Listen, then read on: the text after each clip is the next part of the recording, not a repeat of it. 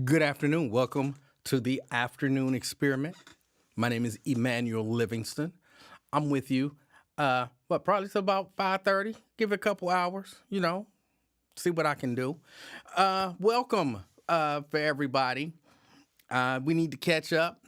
But before I catch up, and if I do it real fast, I can get through all the hellos in about a minute and a half because it's only a few people here so far. So let's get it going. Erica Hummins, first out the gate, representing Reading. Good afternoon, Erica. Thank you for checking us out. DeAndre Crosby in the house. He's first on Facebook. Good afternoon, sir. Thank you for checking us out. Daryl Carpenter, you are not daydreaming. It's 3:30 on a Monday, and I'm here. Good afternoon. Good afternoon. Let's see, Veronica Burdine. Good afternoon. She's representing College Hill. What is that? 1, 2, 3, 4. And Sierra Brooks in the house. Good afternoon, Sierra Brooks. I appreciate you guys. We got Daryl says, nice hoodie. Thank you. Thank you. It's October. And I ain't been on much in October, so I got to get it in. I got to get them in. Mary Birch Lavender, she says, howdy to everyone and howdy to you as well, Mary Birch Lavender. Now, I'm going to give it about a minute, and then we're moving on from the hellos. It's kind of not fair because I haven't been here and I haven't been consistent, but now that I'm back, that's right, I'm back. Now that I'm back, you know what I'm saying, you gotta set a standard. Like if you get here early and I say hello to you, but if you're showing up 10 minutes late, you gotta, lay out the rules. That's right. Batman in the house, Danny B. Dozier representing Westwood. Good afternoon. Good afternoon. Mary Bird says she's not speaking to me. Oh my goodness. What did I do? What did I do to you? Some people could say I did some stuff, but what did I do to you? We got Batman, thank you, and for checking out the show. I appreciate you. DeAndre says, I was first, sir. You were second.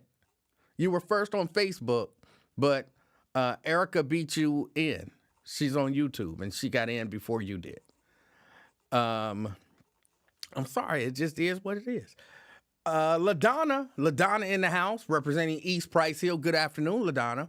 Got Lonzo Clark.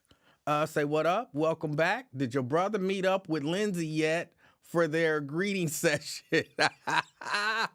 I might talk about that a little bit. I don't know. I haven't heard from him when I really think about it. So I don't know. I have to give him a call. You're glad I'm no longer shunning the Black podcast community. Sometimes you gotta finish stuff. I had to finish. I had to finish strong. And so that last week, I'm sorry. It was a lot of studying and all of that kind of stuff for the final and other projects that he had us doing. And you got to do what you got to do. But I'm finished now. Now comes the hard part, finding a job. Y'all know the job market is not good out here? Y'all know that? We might talk about that a little bit. Valisa Lovett, representing Blue Ash. Good afternoon. Good afternoon. Yeah, people are late because Twins still crashing out on Wyatt. Yeah, I was listening. I was going to come on at 3, but Wyatt was on. He was still going strong. And y'all know I don't like to step on my brother's toes or nothing like that. So, I pushed it back to 3:30, but I can't, because I know, he been on till like 4:30 some days. I can't push it back to 4:30. I have other stuff to do. Let's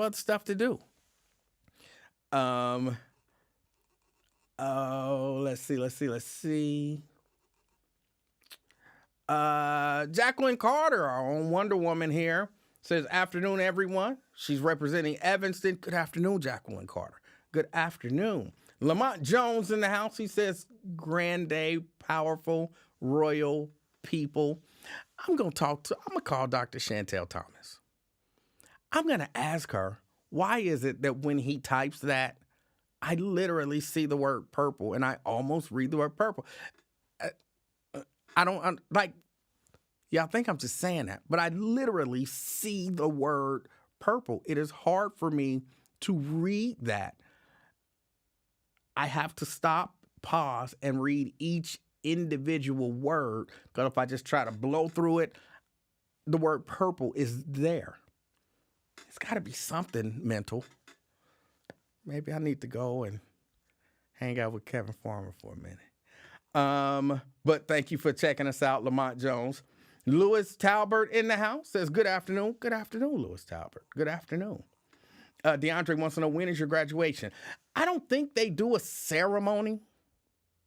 I don't think they do any sort of a ceremony. So, and even if they did, I wouldn't go. There's no ceremony to the best of my knowledge. If it is, I wasn't invited to it. No, they have so many different, because they do a few different programs there, and they would just be having a graduation like every other month or something like that. So, no graduation. Let me see. Nate got an invite for an Unalive You party from Lindsay.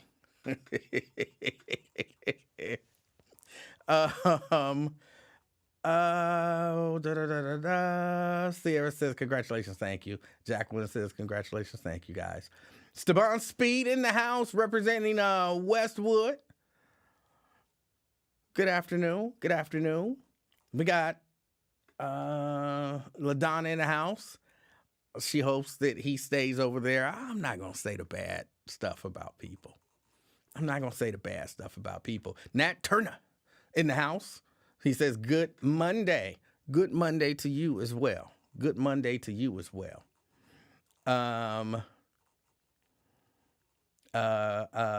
Wonder Woman says, I like that sweatshirt. Thank you. Thank you. These were the sweatshirts that we did last year. Did the white with the pink and the pink with the gray.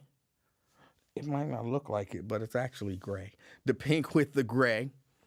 And we were able to, I had the ceremonial check that we created somewhere, but we did the ceremonial check for the organization up in, was it Akron? Up in Akron. Yeah,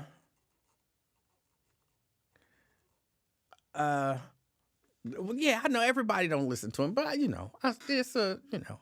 respect the brother. I get you don't care for him and all that kind of stuff, but I respect the brother, and I know that there's a lot of crossover.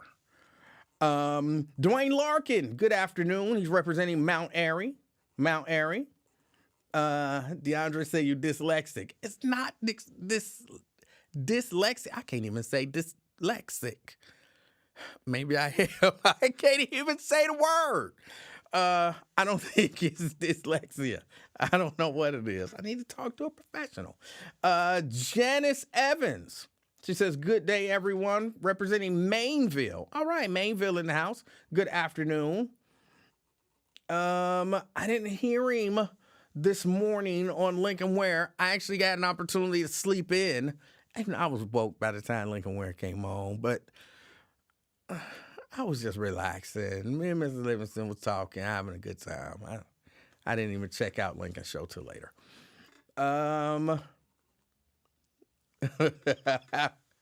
Darnell Hunter says purple. Good afternoon. Good afternoon, Darnell Hunter. Good afternoon. We got Brenda Bird in the house. Says hello all. Hello, Brenda. Good to see you. Good to see you. I can't really see that picture. Is that a picture of you? Cause on here, one of these days I'm gonna show y'all what I see and how everything goes. But is that a picture of you in that thumbnail, Brenda? If it is, I like the hair. It's really tiny, so I can't really see it, but it looks like a beautiful woman with gray, like silver gray hair. You know you old. You know you old when you looking at a woman with nice silver gray hair and you like, ooh, I like that. That was when I was a young man. I didn't want to look at no woman with no gray, old ass without that gray hair. I didn't want to look at her old ass. But I see a woman with some nice gray hair now. I'm like, that's kind of sexy. Because it's natural. You know, I like that natural thing. So I like the gray hair. E has purple issues. Do you see purple when you see my name? I do not. I do not, Mary. Edward Bentley. Good afternoon. Good afternoon. I see Edward Bentley in the house. Tanika says, E-Man, good afternoon. She's representing beautiful Orlando, Florida. And no, we're not beefing yet. Tanika, you are still my friend. Because we hitting, 74, 75 degrees. No, we still cool. We still cool. I feel a rift coming, but we not there yet. So let's just focus on the now. Let's focus on the now. Tanika, good afternoon. Maria Smith in the house representing North College Hill. Good afternoon. Good afternoon. Got Linda Evans in the house. Hey, what's up, Linda Evans? Good to see you. Good to see you. Thank you for checking us out. Derek Woods from McDonough, Georgia. Oh, all right. I was not even aware there was a McDonough, Georgia. I'm not all that familiar. Geography and all that kind of stuff was not my thing. Like right now, I'm a little bit embarrassed to say this. So maybe I shouldn't say it, but you know, I try to be transparent with y'all. Right now, if you gave me one of them blank maps of the United States and told me to fill in all of the states, I would probably get about 20, 25-ish. The rest of them, I have idea where they are generally. But, you know, I'm not sure. Some of them I can kind of tell by shape. But if you didn't have a shape on there and you like, where is, I couldn't tell you. Like, I know the shape of Idaho, but where is Idaho? I have a general idea of where it is on the map, but even that could be wrong. I'm not all that good. The further west you go, the worse I do. I'm embarrassed to say that. Ronald Dixon says, we Ron in the house. All right, we Ron. Carolyn Smith. She says, hey, Emanuel, hey. And she says, hey to everyone. So y'all say hey to her. Jerika in the house. She says, you're here. Hola, mi familia. Hola to you too. Andrea Bustle says, welcome back. Good afternoon. She's representing Gulf Manor. Thank you. Good afternoon. Tanika says, I wore my AXP hoodie every morning for the cooler days down here. I'm doing it again this year. All right. And just bring awareness, because that's what it's about. Bringing awareness. Ladies, check them. I can say it because it's for a good cause. Check them titties. Make sure them titties is fine. They ain't all bumpy and stuff. Like, you know, lumps and stuff in them. If they like bumpy right around that, that's okay. But, you know, make sure you ain't got lumps and stuff. Check them. Check them. Men. This is the weird part. Because men. Men. I got an uncle who had breast cancer. He survived. He's still with us. But I got an uncle who had breast cancer. Men. Check them things out. Make sure ain't no crazy bumps and lumps and stuff up in there. I know I'll be working out. That's muscle. That might not be muscle, bro. Get it checked out. And that's what this is all about. That's what the pink is all about. Just raising awareness. You know, when you see pink and that ribbon, hopefully you think breast cancer, and maybe you think, I haven't done a self-check in a while, or I haven't had what do they call it? I'm sorry. What do they call it? I can't, I'm like 87, like, what's his face?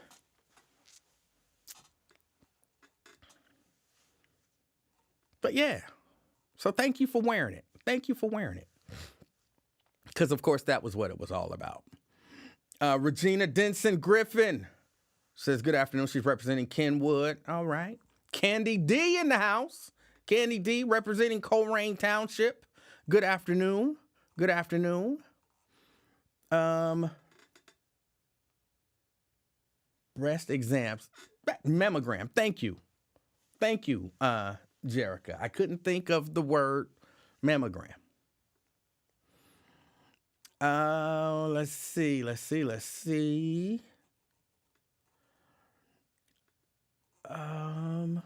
think that's about it. Those are all of the. Scroll through. Crystal Hoskins in the house, representing the Christ Hospital. Good afternoon, Crystal Hoskins. Good afternoon. Dina Johnson says, hey, King and Afternoon Experiment family. She's representing Walnut Hills. It is good to see you. She's an angel.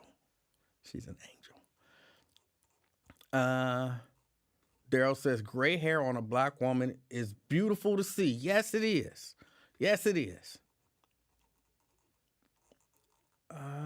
Derek Wood says, south of Atlanta. Okay. All right. And Dina says, I wore my pink hoodie Saturday. All right. And I'm glad y'all are wearing them. I'm glad. Jacqueline says, states and state capitals. I might remember a number of those, but just in terms of where they are on a map, be difficult. I'm sorry, I'm trying to scroll through. Daryl says, hey, y'all, I got some, I'm assuming, wonderful news I want to share with y'all, but I don't know if I should tell y'all. First, do y'all want me to share the news? Now, I'm a little late. Y'all might already say that he might already share the news. Bengals, which is the one that y'all say sound like Brent. James Benta says, get your notification fixed. All right, I'll work on that. I will work on that.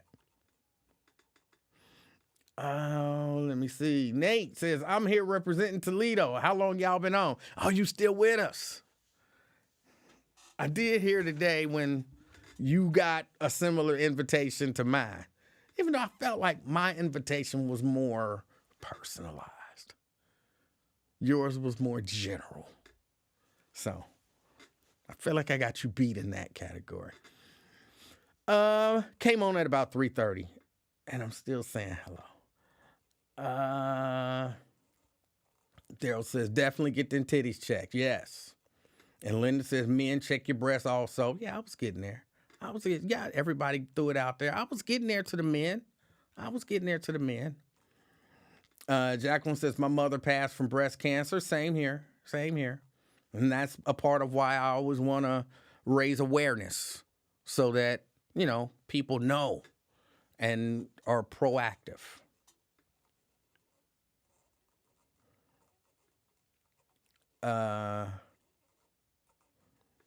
Are you still selling those hoodies? I'm not, but I might pick it back up. I didn't. I stopped selling them, stopped making them because I was really just doing it for that charity. But I might pick it back up. Now I know a few people, in web development, because I didn't just want I'm not even going to go into it. The site might be coming sooner than I thought, even though I know last year this time it was late because I had said the end of September. So let's not even talk about the site no more. Let's not even talk about it. Hi, this is Edsel, loving the show. He's representing Beavis/Grossbeck. All right. Thank you for checking us out. Sierra says, what's your new show schedule? Well, I was going to be here at 3, but like I said, I saw Wyatt was still on and he was still going strong. And, he had some stuff that he was discussing. I didn't want to step on his toes, but I think I'm gonna probably start 3 to 5 till I find a job. And then once I find a job, we'll see what happens. So hopefully for the next maybe 2 weeks, 3 to 5. Of course, unless something come up and I got to go pick up little baby or something like that, then, maybe 3:30. But yeah. 3 to 5.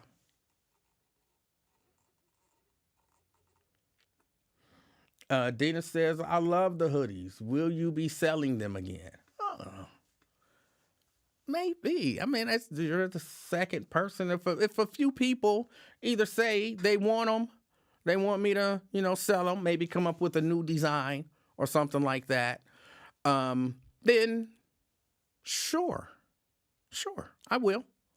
I'm not against it.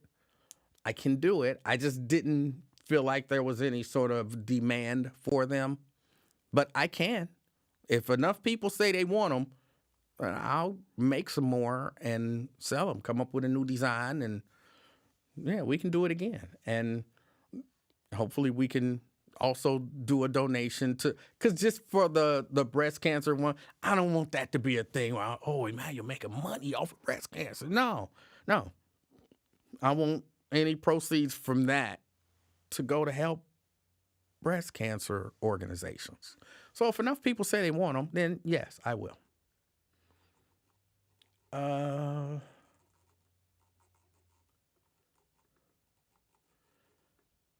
High five on your north, south, east, and west directions.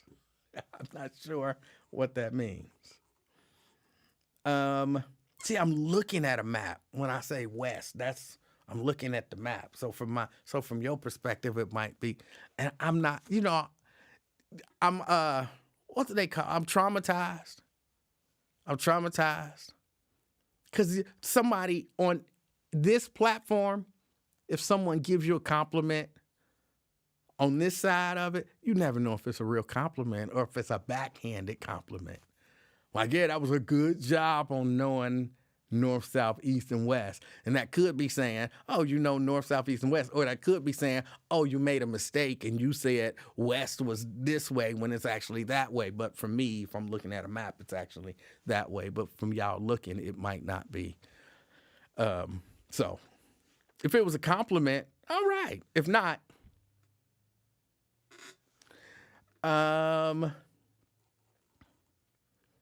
sell me one of them sweatshirts. Let me see. Daryl says, the news I want to share is nothing beats a Jet 2 holiday. What? Okay, that sounds like a commercial. I don't know what you're talking about. Dina says, let's pick another charity. I'm all for that. Jerica says, great hours, Monday through Friday. That's the plan. I had to drop all of those other commitments that I had where I was, doing something on Mondays and doing something else on Tuesday. I do still have a Tuesday, but that's at 7:00. So I would have time to finish and do what I have to do. So yeah, Monday through Friday is the plan. Men check prostate and men check prostate, women and men, and colon as well.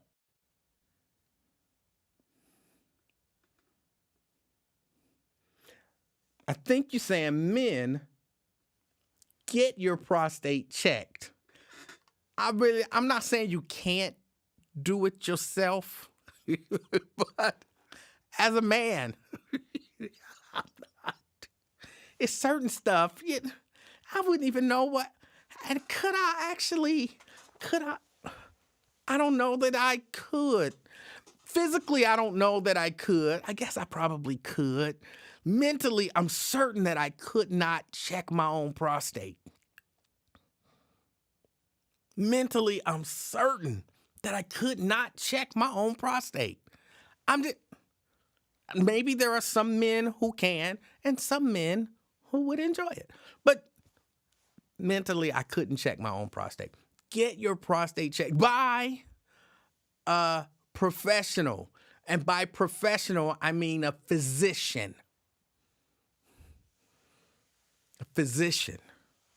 Because I'm sure there's some men running around here talking about, I can check it. I'm a professional. No, not that.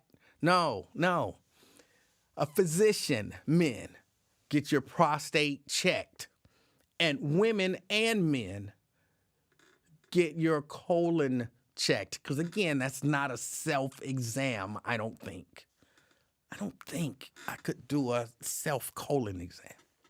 But I get your point, Stephanie. It's a good point. Those are things. But because it's October and it's breast cancer awareness, that's why I was talking about just doing the self-check. Crystal says, I love my hoodie, but I washed it. So now the lettering has a matte grayish look. Yeah, so did mine. LaDonna says, I want one also, man. Okay. Linda says, so you're done with schooling? Yes. I'll get into it in a minute. Jacqueline says, I'll buy a couple. All right. So what? So we doing this? We doing this? We doing this again? All right. Give me until Wednesday and let me put something together. Last time was just a little chaotic. Oh, hold on. Hello?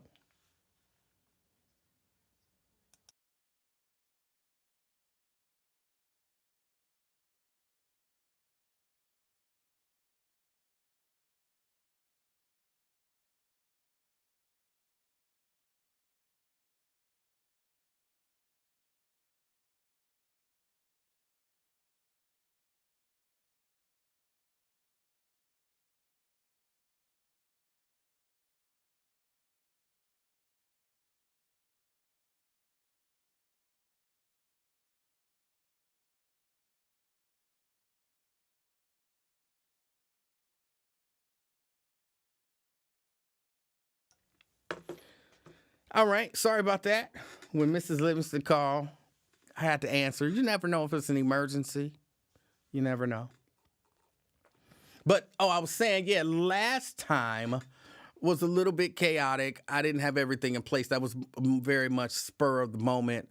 This time I'm going to try to put some things in place and do it a little more orderly, even though it still feel like a little spur of the moment. But give me a couple days, and we'll see what we can do.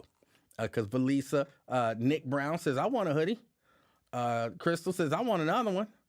Valisa says, I would like to purchase a hoodie. So Candy D says, I want one. So it sounds like we doing this. All right.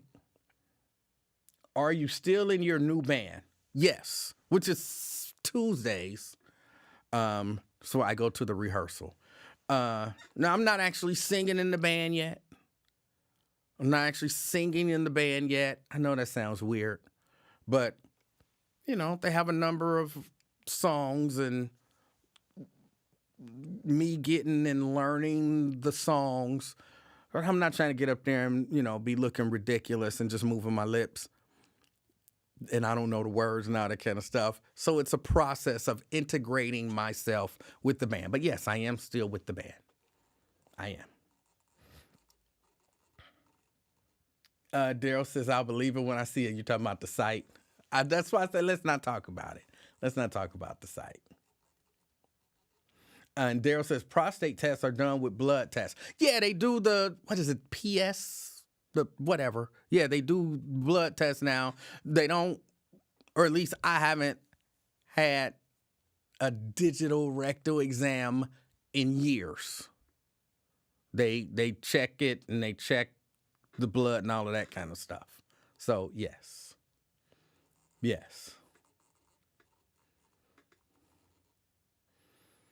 Hold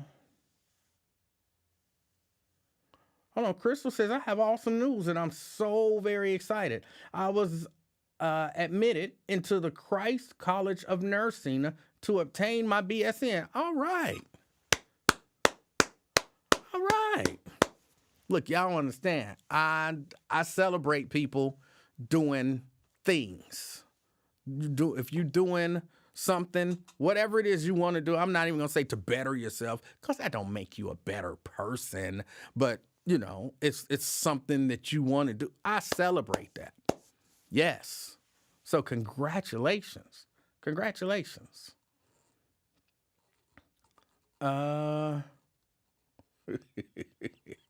Stephanie, I know. I'm behind y'all. I gotta catch up. I'm reading all of this stuff. Keep going, keep going, keep going. I'm skipping some comments, y'all. Daryl says, are you going to do a different breast cancer awareness design? I think I'm going to have to. So, yes, I'm going to do a different design. I got a few days to come up with something. So we'll see what happens.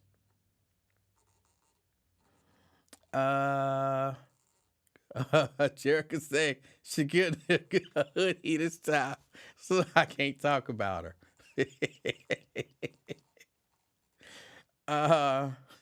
Ronald says, so you just basically be an E-man. I'm contributing as I progress into, the band and all that kind of stuff and kind of integrate. I'm contributing other talents. I do a few other things that's helpful and beneficial. So that's that. All right. Let me get this out the way. I'm finished with school. I finished that program. I do got Stephanie says, I know you skipped mine. I know Stephanie. Stephanie says she didn't mean literally, she was saying go to the doctor. So, yes. I can't, we don't do that anymore. It doesn't do that anymore. I forget, I did something and I shut off that thing. I'll have to go in and figure out how to turn it back on from time to time. But yeah, I'm finished with that program. I do have to do a little bit of studying to take, the CompTIA, multiple CompTIA exams, and a few other different certifications and all of that kind of stuff. So, I'm still studying all of that stuff. But as it stands right now, my full-time job is finding a job. That's my full-time job. And so that's what it is. And, hopefully it won't be too long. I'm talking to the different people who, they got mad at me at the school, the career people, because they didn't wanted me to start applying for jobs, at least a month or so ago. And I was like, nah, I'm good. I really just want to focus on class, learning, and all of that kind of stuff. But I'll tell you what, everybody is like, I've applied for 100 jobs and haven't gotten a call back yet. I've applied for this and haven't gotten a call back yet. And the job market is apparently really bad out there. According to a number of the people that I'm talking to, in this field and in other fields, apparently the job market is really bad. And, adding a government shutdown doesn't necessarily help employers want to hire, because it's not going to be great for the economy. So, and we don't do what we do though. Well, I don't worry about it. I'm not concerned about it. It's going to happen. And, hey, when it happens, I'll be cool. So that's pretty much it for that. Twin says job market not bad. Again, I don't want to say this in a way that sounds demeaning to anyone. I think I could probably go, down to the White Castle over here and get a job. I might be able to, run the Kroger and get a job. But, I'm talking to a number of recruiters and I forget what the other title is for the other people, through the different services and whatnot. And it's not a good job market. I think if I wanted to go to Walgreens, I might be able to, get hired tomorrow. And that might have to happen, you know what I'm saying? As I do applications to find, work in this new field, again, with no experience, because, that plays a factor. So with no experience. But, yeah, no, the job market's kind of tight out there. It's kind of tight out there. And I'm not saying that, like, I'm not trying to be disrespectful to you, like, yeah, Kroger, it ain't bad. No, I'm not saying that. I'm saying trying to get your foot in another field, you have no experience, and, it's not somewhere where you just walk in and say, can I get an application? That's a little more difficult. I like the days of, can I get an application? But it don't work that way in some fields. It don't work that way in some fields. And yeah, the job market is tight. Ron says, why don't you just start your own business or look and see what you can do to start your own business? Well, I mean, even just because I get on, which my path will be to get on with a company and work, get some experience, learn, more, and hopefully grow within that company. And then if I need to move to a different company, whatever. But I can do that at the same time. I can freelance.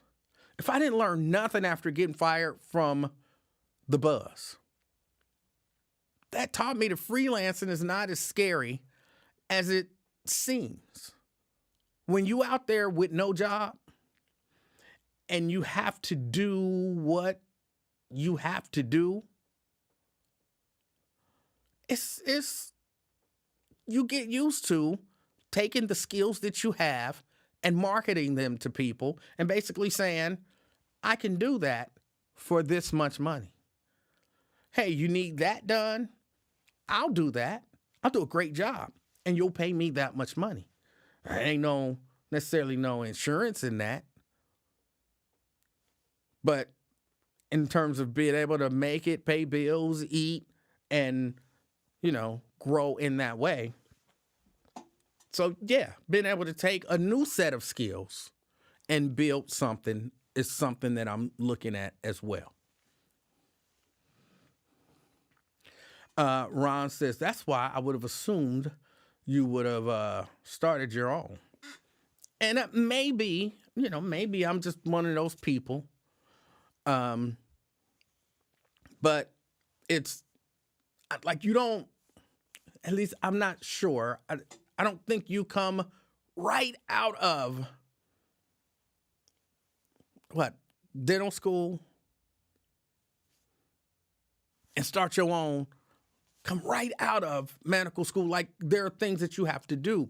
What do they call it when the doctors go and they work as doctors and not really get paid a lot of money and all of that kind of stuff for a few years as they're actually learning the craft, even though they went to school?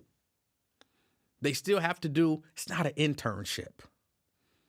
It's not an internship. It's not clinicals. I don't know why I'm thinking the word clinicals. No, it is kind of an internship, Andrea, but that's not what residency. Thank you, Samuel. Yeah. So you don't just come out of medical school and haven't done any residency or anything and just Hey, I'm starting a business. I'm a doctor. Like, no, there's still, even though you know this stuff in theory, you got to put it into practice for a minute to kind of get good,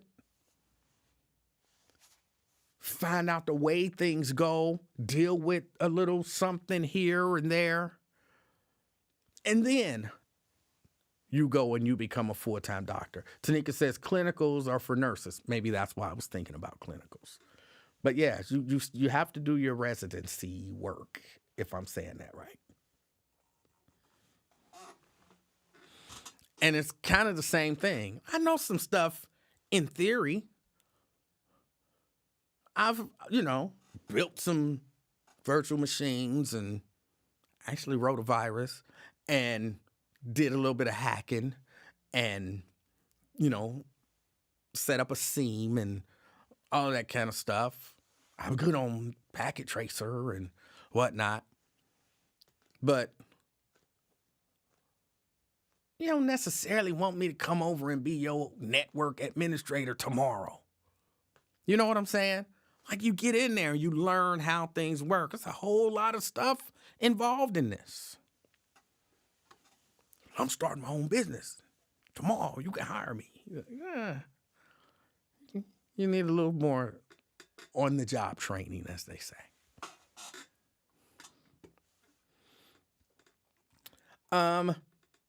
Let's see. We got this shutdown going on. And here's the biggest thing that I've seen on the news today is these hostages getting released. Biggest things I've seen is these hostages getting released. And, a lot of people are giving Trump credit. People are giving Trump credit. I'm going to say I'm no expert in Middle East politics and all of that kind of stuff. They apparently have some sort of a ceasefire and they've agreed to release some hostages on both sides. It is striking to me that they are really focusing on the hostages that Hamas is releasing, but Israel released some hostages too. I believe I saw a whole busload of people getting, out of a bus. And they're like, these are the hostages that, the Palestinian hostages that Israel released. Like, why ain't we talking about the fact that Israel had hostages too for a minute? Why? Nobody want to talk about that. They showing pictures and reporters on air crying. And it was for real. It was about a 30-second flash of, and this is a busload of hostages, Palestinian hostages that were released too. And they just getting out of a bus, and it looked like a big town square, and it looked like about 10,000 people in the town square greeting their people, but no heartwarming stories about them. They had heartwarming stories about the hostages that Hamas was releasing. Again, I'm not saying that I'm some virtuoso in the geopolitical environment over there in the Middle East or anything like that. That don't necessarily seem like fair coverage. And I truly believe that we get the side of the story. Like, when people talk about propaganda, I believe we get a lot of propaganda. And again, just seeing it, I don't even think it strikes a lot of people. Stephanie says crying, not crying. It's crying. It's been crying since I was 6. So it's crying. Ron says Israel released over 200 hostages or terrorists they had in jail. You think they're going to let them go home and not bomb the S out of them if they can grab them in one fell swoop? They prove what they willing and can do. Nobody say anything about it. All right.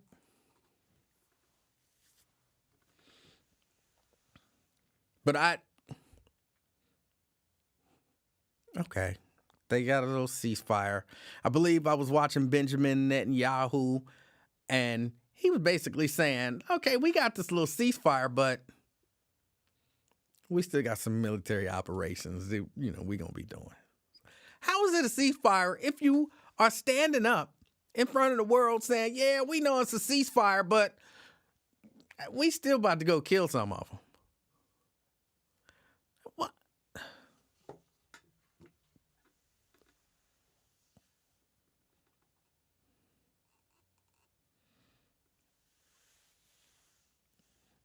Nat says Biden got way more Israeli hostages, over 100, released from captivity with his November 2023 ceasefire than Trump did with his. But Dems don't market their wins the same way. All right. So, but that's the biggest thing on the news right now. That's what's going on. I was watching, because, I don't get a chance to watch the Sunday morning programs. And I'm so frustrated because I got a chance to watch the interview with George Stephanopoulos and the dude with the eyeliner, Vance. Can I just say I loved that? And I might decide that that's the way I'm going to do stuff here, maybe moving forward. I might decide that that's the way I'm going to do stuff. If I ask you a question, I'm going to ask you the question a few times. And then if you don't want to answer the question, I'm going to just say, hey, I asked you such and such question and you didn't answer. And then just move on. I thoroughly enjoyed it. I don't know why more news anchors or more journalists, TV journalists, don't do that. It's always frustrated me when they ask them questions 2, 3, 4 times and they don't answer. Man, if you ain't gonna answer my questions, what you doing here? Get off my air. Now, Tim Russert, Meet the Press. I used to love, he didn't kick him off the air. But what he used to do is he would ask a question, I think about 3 times. He would ask the question. They would dance around the question. He would ask the question again. They would dance around the question. He'd say, I've asked you this question 2 times. I'm going to ask this one more time. They would not answer the question. He would say, all right, I asked you the question. You didn't answer it. Let's move on to something else. I always appreciated that about him, but I like what George Stephanopoulos did. I mean, even though it was clearly, because you saw that J.D. Vance hit all of the Sunday morning news programs. So they didn't have much time with him. It's not like he could have kept him there for as long as they wanted him to be there and asking him about all of these different things. So his time was just about up. But I love the fact that he said, hey, I make no assumptions or insinuations. I asked this question. You didn't answer it. We're going to move on to something else and go to commercial. I enjoyed that thoroughly. I'm in the middle of talking. But I didn't say. He's out here. I would love to see them do that more on both sides. I asked you a question. And so I wish they would do that when they have those hearings in the House and the Senate. I wish they would do that. They never actually answer questions. It's the most frustrating. And I know they think, oh, I'm being clever. Oh, I'm evading the question. Oh, I'm spinning this and that. But as one of the American people that they always talking about, as one of the American people, I don't like that.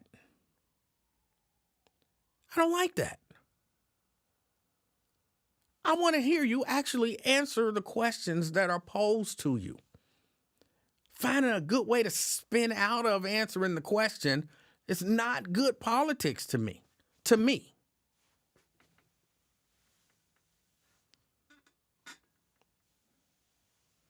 But that's what they do. uh, I think if I'm up there, I'm in Congress, I'm asking a question, and I'm asking, I don't know, whatever the question is.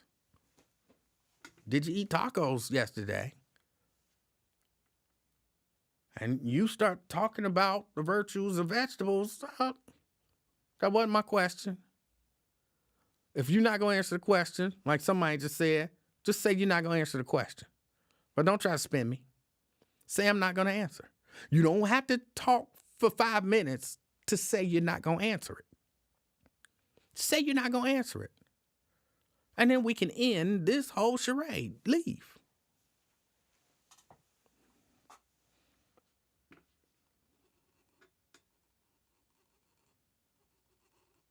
I don't know. It's crazy. Ron says, can we talk about something other than national political news? It's just so tiring right now. Why do you say it's tiring right now?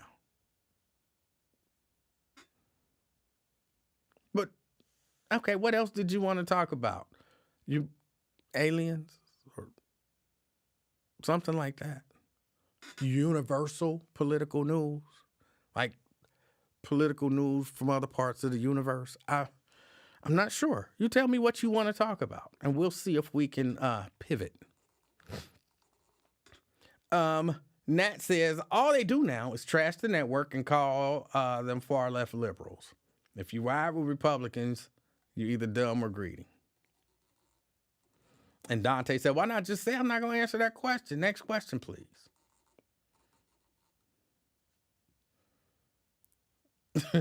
Vernon says, just don't do it to Twones. I need him crashing out on a daily basis. And then Ron said, but they do it on both sides. They're going to continue to do it. We just have to weed through all the B and come to common ground as people before it's too late. I never said they didn't do it on both sides. You might be caught up on this side and that side. As a matter of fact, I said both sides do it. So I think both sides should actually answer questions.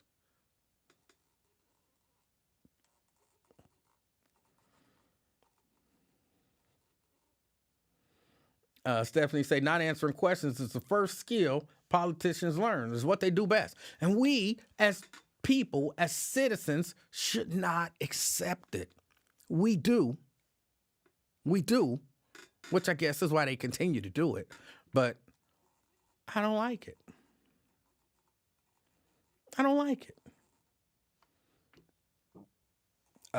Bonita Gaines say, Twin isn't going to like your new rules.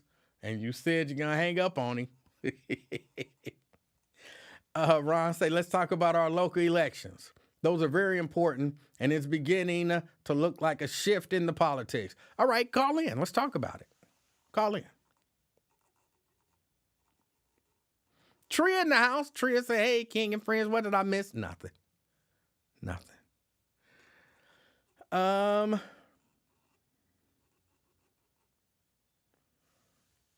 Somebody doesn't want to talk about the Epstein files or Republican shutdown of the government or invasion of multiple cities. I didn't necessarily want to say that because I'm trying to, give people the benefit of the doubt. He might just want to talk about local politics. And if that's what it is, then I'm very open to listening to his views on it. And look, as a general rule, if you want to talk about something, the number's on the bottom of the screen. You can see it kind of going by down here. The number's on the bottom of the screen. 513-717-KING. 513-717-5464. That's the number to get on board.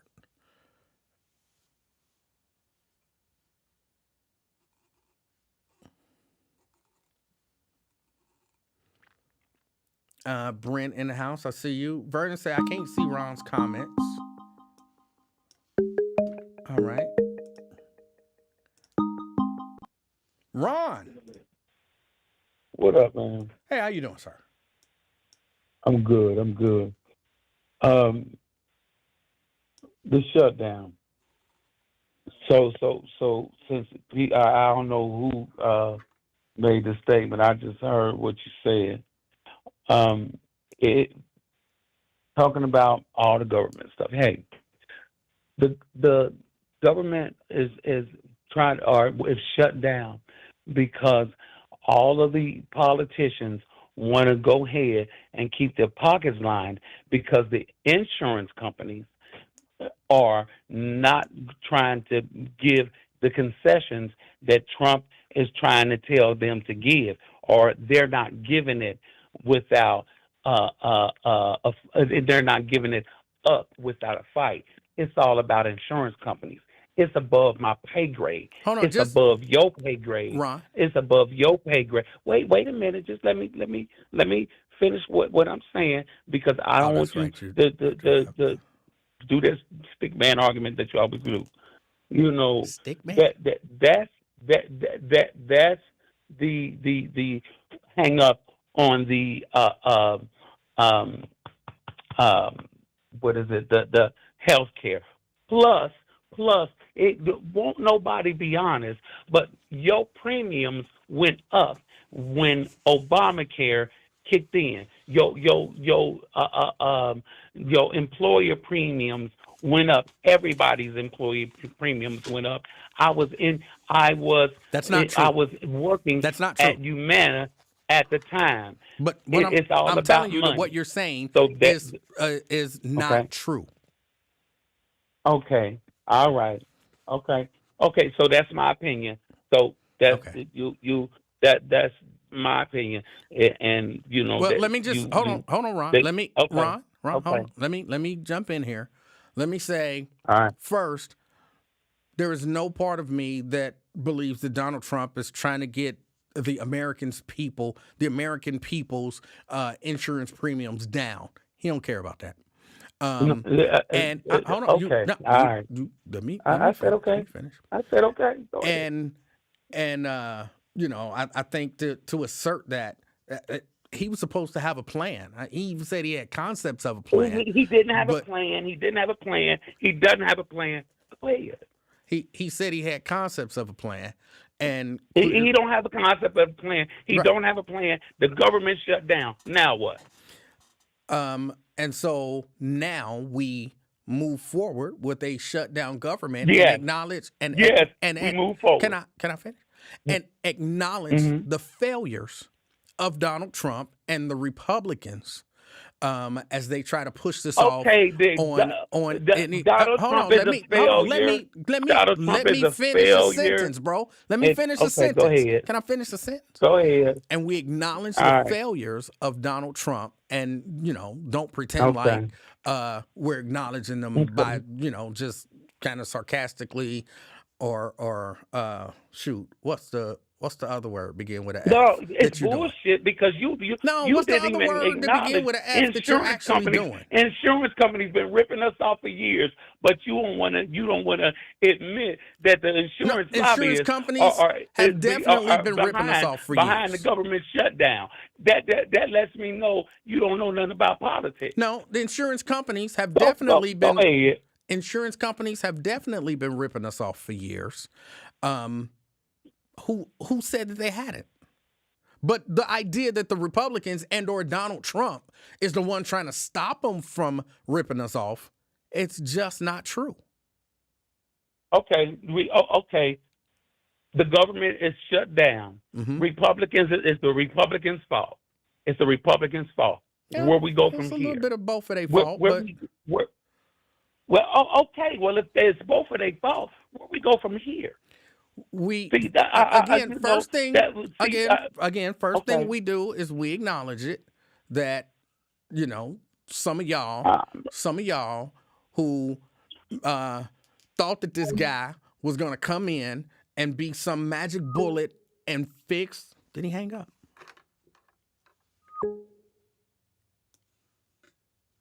He hung up. Thought that this guy was gonna come in and be some sort of a magic bullet and fix everything. um y'all gotta acknowledge y'all was wrong. Y'all got to acknowledge that he jacking stuff up left and right. He's trying to take away freedoms, America's freedoms. Y'all think, I mean, I guess if I'm making a lot of money, then I might think the economy was doing great too.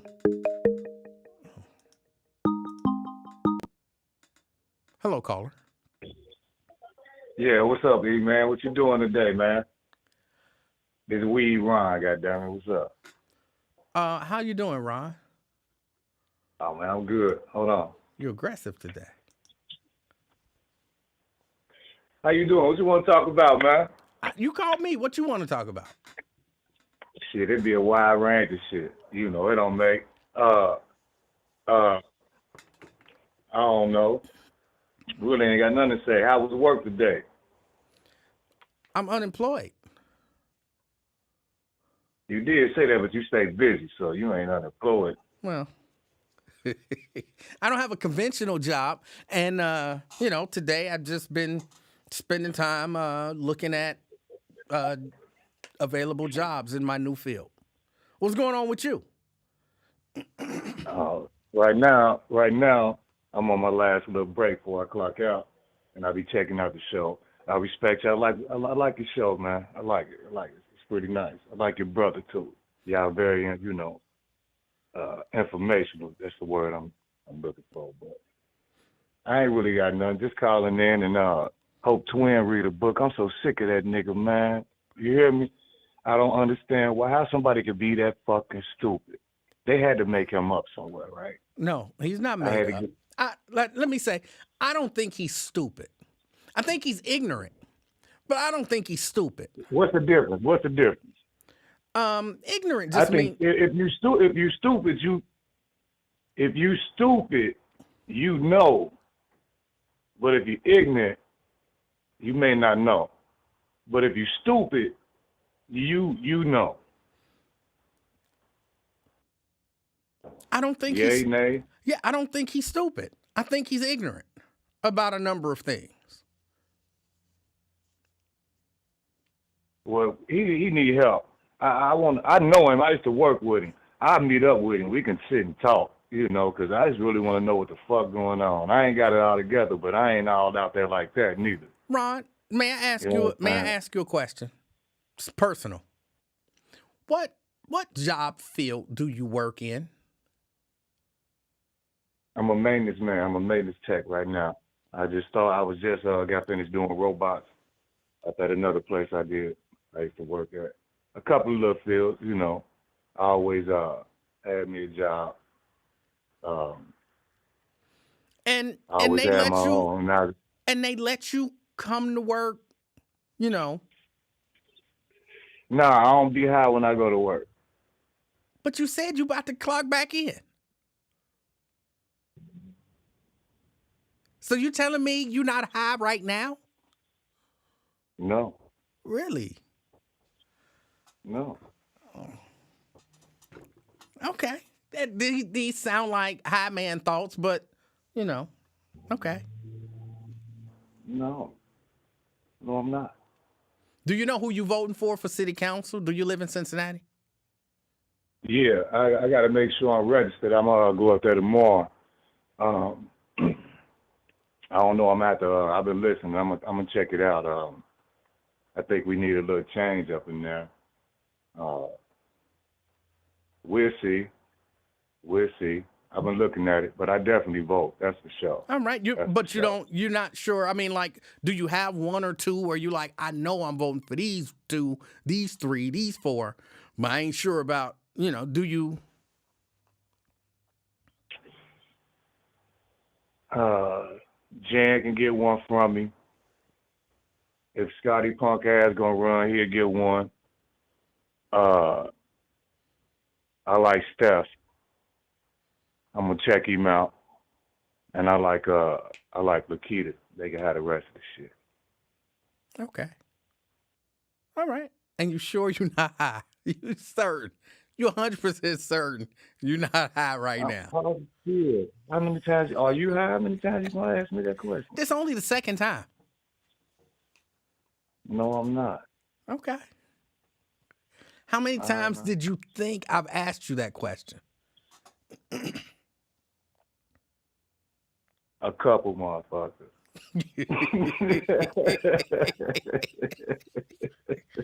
Oh, all right. Well, Ron, you got All right. anything else? Oh yeah. This is the defense the Bengals need. TA ain't gave up no points in 9 games. TA all day. I don't know Y'all what say about that Tab. I don't know what TA means. Tab, you know exactly what TA means. No, Knock it off. I really don't. What is tab? What? What is Oh, tab? that's right. You went to Aiken. That's right. You went to Aiken. That's right. I expect. Okay. And I'm supposed to know what tab is? What is tab? For real? Quit playing. Tab High School, Emanuel Lewis. Oh, Taft. I thought you said tab. T-A-B. I said, nah, don't put me in. No. I said Taft, nigga. I didn't. Brother. What? Okay. All right, I got to clock out later. All right. All right. I thought he said tab. Forgive me. But I thought the brother said tab. So Taft is looking good this year. I'll have to be honest. I don't really follow much high school football. I haven't lately. But apparently Taft is looking good this year. All right.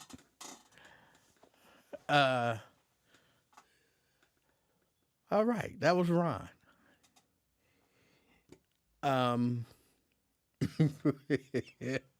Yeah, I bet they are as well, Dita. Vernon say this explains many black voters don't start thinking about whether or not they're registered until after the deadline to register.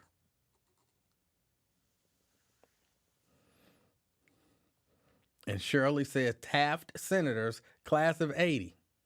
All right.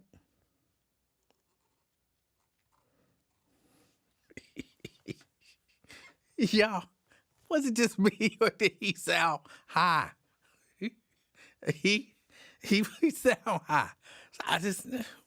But what do I know? What do I know? Oh, hold on. Let me say something. I was listening to Wyatt Live. Now I know some of y'all don't listen to Wyatt. He was having a discussion about a couple of things, actually. Well, one of the things he was discussing was, how parents treat the people who their children are dating when they come over. And I heard him talking to Alethea, and Alethea was saying that she grills, I guess, her daughter's boyfriends when they come over. Can I say, I don't know that that's a good idea, people. It sounds good. I never went over a young lady's house, but that's not true. It happened once. But typically, instead of grilling somebody, I'm going to give them the fifth degree and I'm this and that. How about just talking to them? Just have a regular conversation with them. If your daughter, your son brings someone over to the house to meet you, just talk to them. Try to get to know them. It might sound good. Oh, I grill them. That might sound good. But I don't necessarily know that that's a good thing. How about just be respectful to them and have a conversation with them? Maybe try to get to know them a little bit. Don't judge them based on how they look, because that's not really your call. Don't judge them based on how they dressed, because that really don't say nothing except for the fashion choice for that day. How about we normalize talking to people, trying to get to know them. I know it sounds weird, but can we try that for a little bit? Now, it's something about, let me get to CK, and then I'll finish that thought. CK. Yes, sir. How are you doing, sir? CK, I'm doing good. How are you doing? Man, fantastic. Like I'm beginning to I interpreted what you was telling me a few months ago about every day is like the best day of your life. I'm starting to it manifested to me. I'm like, I know what his ass talking about now. What did I Yes, say? I got that. No, you said I was like, how you doing? And like, I'll be like, this was the best time. You be like, every day I wake up, it's like, you be like, today is better than like 10 years ago. Like every day is better. You had something, you told me something like that a few months ago. Okay, I don't Or remember maybe you was, saying that, but all right. do you believe it? Maybe you was lying, so you must be a composer because you definitely told me that. I was like, whoa, that's how you Look, just feel? because I don't remember saying it, don't mean I don't remember saying that. But I do feel like, But that's a look, belief. but I do feel like every day is a good day. You wake up, you get an opportunity to live and be and do. I feel like every day is a good day. I just don't ever remember saying that, especially like that. But if it meant something to you, I'm glad that it helped you.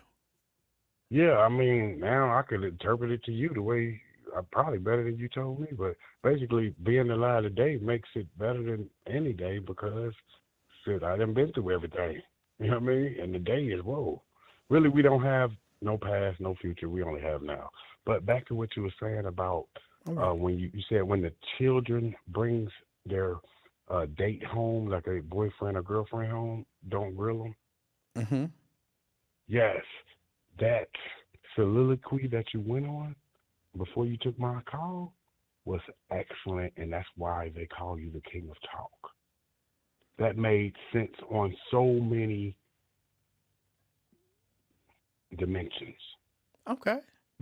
Because, sir, like you said, all I got is to respect you when you walk through the house. Don't grill me because, like you said, you treat that person as if it was you, Livingston. Hold on, who the fuck you think you talk? I might be a teenager, but I do deserve respect. Just because I'm dating your daughter don't mean you just gonna look down on me, partner. Because we can both get into some gangster shit. I don't play that. I'm not gonna be intimidated by nobody. You know what I mean? Not no father, not no mother, not no brothers, nobody. So respect is greeted with respect. Violence is met with violence. So treat me the way you want to be treated, Livingston. So I think your soliloquy was right on point, sir. I Right agree on with, point. let me say, I agree with a portion of your agreement. Talk to me, brother. I don't know that it got to go down such a dark road. You know what I'm saying? Like we could do some Everything gangster. is everything, sir. Stop disconnecting. Violence and love is all in the same. We had this debate before. Love is pain, sir. And you were wrong, and I won that debate. I don't ever recall having that debate. I'm certain if we did, I didn't lose because violence is pain. Love is I'm not certain I didn't lose. pain. Okay. But Okay. yeah, I don't know that would be the best way to handle it. But I do agree with the overarching point that, respect should be given all the time. Yeah, because I understood you wholeheartedly because, you know, who I am, I had discovered since rebirth that I am a leader. And I was an undercover leader at first, but now I'm not in the backseat anymore. I'm driving the freaking SUV, sir. I'm driving the Metro bus. What I say goes. Like I said, your soliloquy was excellent. This is how you teach parents how to raise their, when they bring their boys, okay, say you got a daughter, that's hard for us as black men dealing with the boyfriends. You're saying don't be so, she's never going to date anybody.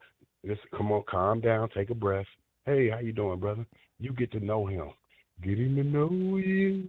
Getting to know about you. That's what it's about. You don't want to hit him with that menacing, yeah, I'm from the streets, youngster. What's your intentions with my daughter? You talking about that part, right? Well, I think, yeah, I think that is, yeah, kind of what I'm talking about. But not just because you put it on the black men, but I specifically heard a black woman talking about it. Okay. And you know, it was kind of received like, yeah, you right. Yeah, that's the way you should do them. That's the way you should treat them. And I'm thinking, no, I don't agree with that. Hold on. Please be more clear about what the woman's opinion was. I'm a little cloudy on that Well, topic. she was saying, to the best of my recollection, she was saying when her children bring somebody over to their house to meet her, they already know off rip, I'm going to grill them. Oh, I'm going to grill them. And I'm like, in my mind, how is that helpful to this Right. potential relationship between your child and this person? And then if that does outlast or I don't know why I'm drawing a blank on Test the words time. today. Test the time. If that survives the Okay. initial grilling, Okay. that might create feelings of, hostility, or Resentment. it might, your child might look at that person in a different way or whatever. And it all depends on the child, because if my mama don't like him, then I love him. Or if my mama love him, then different people react to different Right, things, right. different ways. And then if that does survive that, then what's your relationship going to be like with that person that might end up being your son-in-law or your daughter-in-law? What kind of relationship are you going to have if the first meeting was contentious and demeaning? Like, Yes. I don't know that people always think about that kind of stuff when they're saying these things. Okay. And I love the way you broke that down so eloquently. So I have to ask you, as a man of your age, when you are grilled at this point in your life, do you naturally and automatically lose respect for the person that grills you? Please tell me. I don't know that I'm not necessarily in a position in my life where I'm gonna get grilled. No, I'm just saying. If it happens, you just, hey, this is my partner, Livingston, and then they just, they just the same type of situation, same type of character, overprotective, or they feel a need of grilling. I want to know how Livingston. I know in your point in life, but how would you handle being grilled? Let's just take you back to that time. How have you been grilled before, and how have you handled those I situations? think I had one person try to do it, Okay. and I just kept responding, I hear you. I hear you. My daughter is this, and she deserves it. And I hear you. And you better not put your hands on her ever, because I hear you. He hit you with that one specifically? Yes. Okay, And I'm that's a like, good one. number one, what would make you think that I would, like, what kind of people are you used to dealing with? It really did Right. make me wonder what kind of people she been bringing home, like what kind of people she attracted to. This might not be the one for me. Right. And I wasn't worried about what nobody was going to do to me. It was just, it created a whole lack of respect on my part. I did not respect that man. That's what I said. That's exactly what we get. So you don't have respect for people that try to intimidate you, even to this day. No doubt about it. And again, I just kept saying, I hear you. And then he did hit me with, no, don't say you hear me, because just because you hear me don't mean you. And I was like, okay, I hear you. Because I'm not here to fight you, bro. I'm just, right. I didn't do anything. She said, come and meet this person, and I meet you, and this is what you coming at me with. And if this is going to be the rest of my life with her, I'm not going to be with her. It's kind of in the back of my mind what I was thinking, but I just kept saying, I hear you. I hear you. I think you handled that well as a young man. Was you over 20 or you was under or over 20? I was over 20. Yeah, you handled that good. That was maturity. I like that. And like you said, the way you handling these situations, we're teaching that woman that called your platform. Yes, she knows now after our conversation what she doing is fundamentally wrong. Well, she didn't call my We're not judging platform. She her. called Mr. Wyatt's platform. Oh, Mr. White, he's a great. We respect him as a father and a husband, so we would never disrespect his platform on any level. And I know you feel the same way. But I do.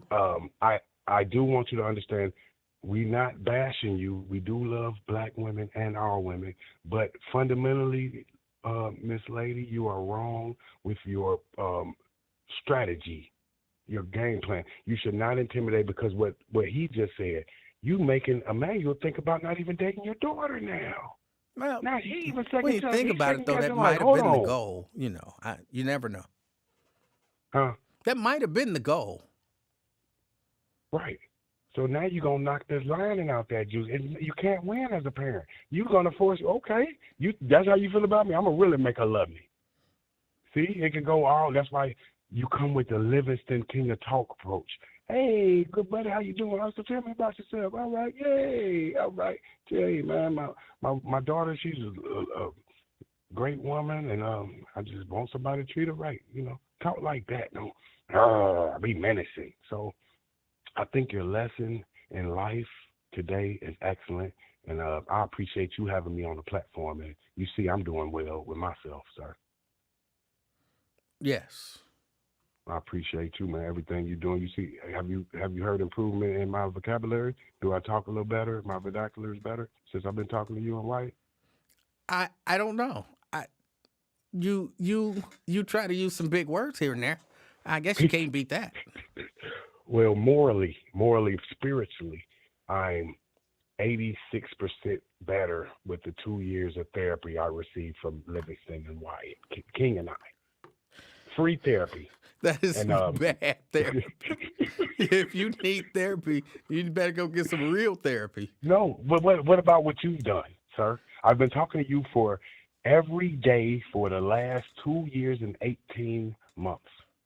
Now, how you see the improvement? You're talking to me yourself. You're a man of God, so you can't say that I sound a lot better spiritually than I did 2 years ago. You remember I was demonic. You was praying for me. Remember, you was like, I'm praying for a CK. This fool crazy.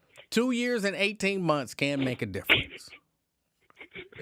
Much love, man, to the family. Thank you, man. I'm going to listen to your platform, man. Thank you for letting me come on and talk to you. All right, and, CK. And bless the commenters, too. I love their families also. Thank you.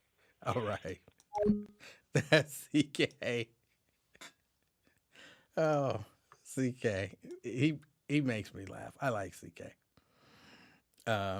2 years, 18 months. You can't beat that.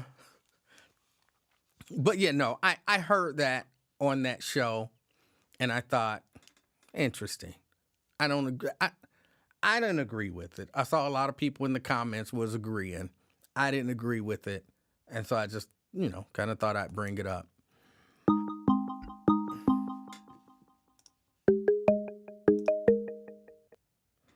Caller. Hi, Emanuel. My name's Edsel. How are you doing?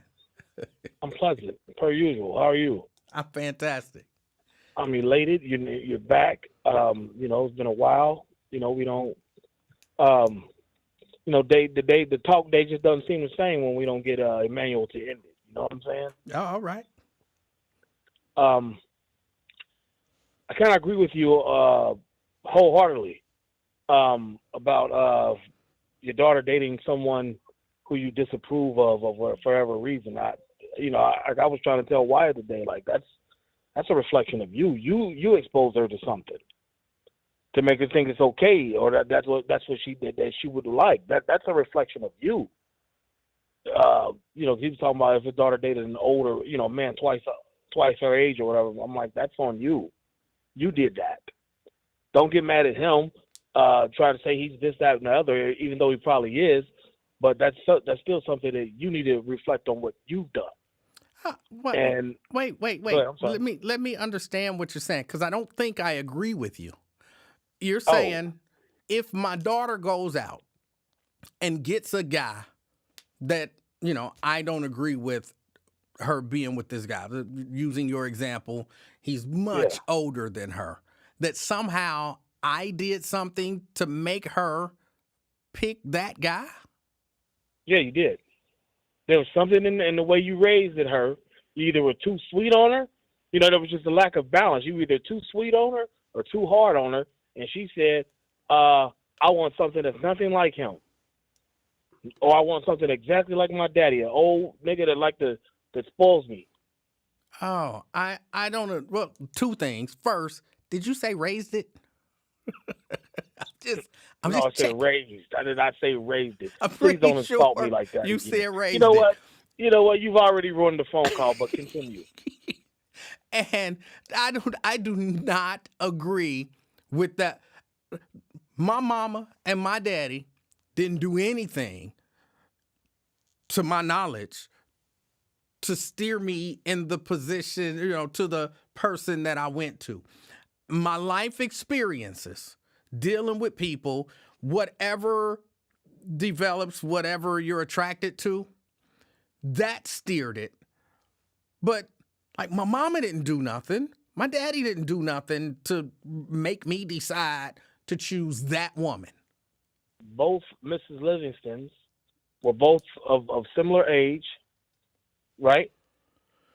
Yes. Around you, you would have. I don't know when you met them, but you would have.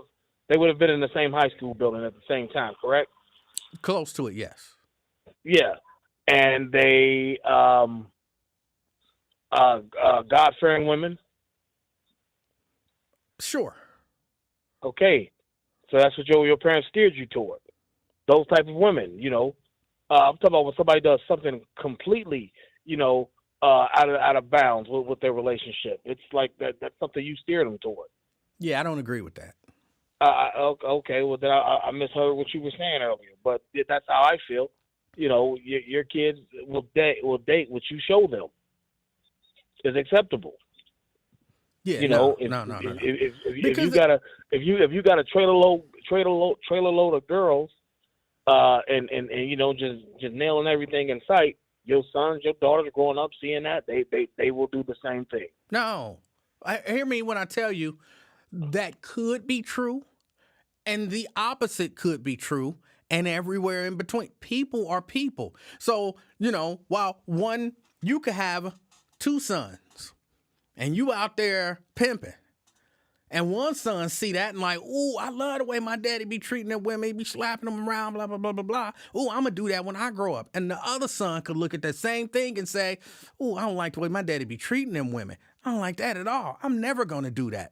So you can't say, It steered them to that. No. To make those decisions. They made the decision to either do the good thing or the opposite of it. Not necessarily. No. You're splitting hairs, but that's fine because I'm willing to accept the impasse. In order to not keep the listeners to continue to listen to us going in circles. So it's been real. I had fun, and I'm glad you are back. And we'll try this again some other day. Maybe we can come to a resolution of things. Yes, but until then, nice. Y'all be safe. Oh. All right. Yeah, I don't agree with that. I don't agree with that. So, look, I understand the way that you were raised is going to have an influence. But if your child decides to pick this type of person, then you made them that way. I don't agree with that. I just don't. Twin. What's up, you? How you doing, sir? Nice sweater you got on, man. What did you say? Said nice sweater you got on. Oh, thank you, sir. I don't got too much to say, man. Welcome back, bro. Thank you. I ain't got too much to say. What job you trying to look for, man? You in the field? networking and cybersecurity. Oh, you try to, apply, see anybody, hiring or anything? I'm sorry, what did you say? I say, did you try to apply, see if was anybody hiring in that field? Well, that's what I'm in the process of doing. Yes, sir. Oh, okay. Oh, that's what's up. I ain't got nothing, man. Well, hold on. May I ask you a question or two? Yeah. How do you feel about this government shutdown so far? No, I'm doing the details about it. I really didn't pay attention to it. What did you say? I said, I really don't want to discuss Oh, the stuff. I mean, if I feel like, to be honest, if they can't come to an agreement, whatever, which the Democrats doing good by holding back. If you can't, I guess what he blocks Medicare or something they try to take, and the Democrats don't want them to take the Medicaid, Medicare, whatever. I feel like they shouldn't jump ship to what Trump trying to do or what's his agenda on it or whatever. And I think he should pay the government workers should get paid, and especially them. If I was working at what is it, TSA, it's yes, checkpoint the TSA. security. Yes, sir. I would, if they got a union or not. I don't know if they got a union. I would strike or whatever if they do have a union. Well, but I And mean, then they already not getting paid.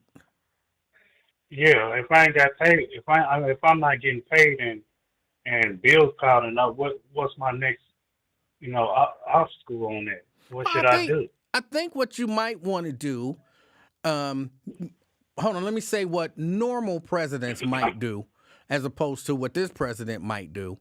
Normally, you keep going to work because you putting in them hours, and when the government shutdown is over, then you going to get all that back pay. Yeah, but all that back pay, you ain't got no side hustle, and you ain't got no money saved up. Then what, man? What you do after that?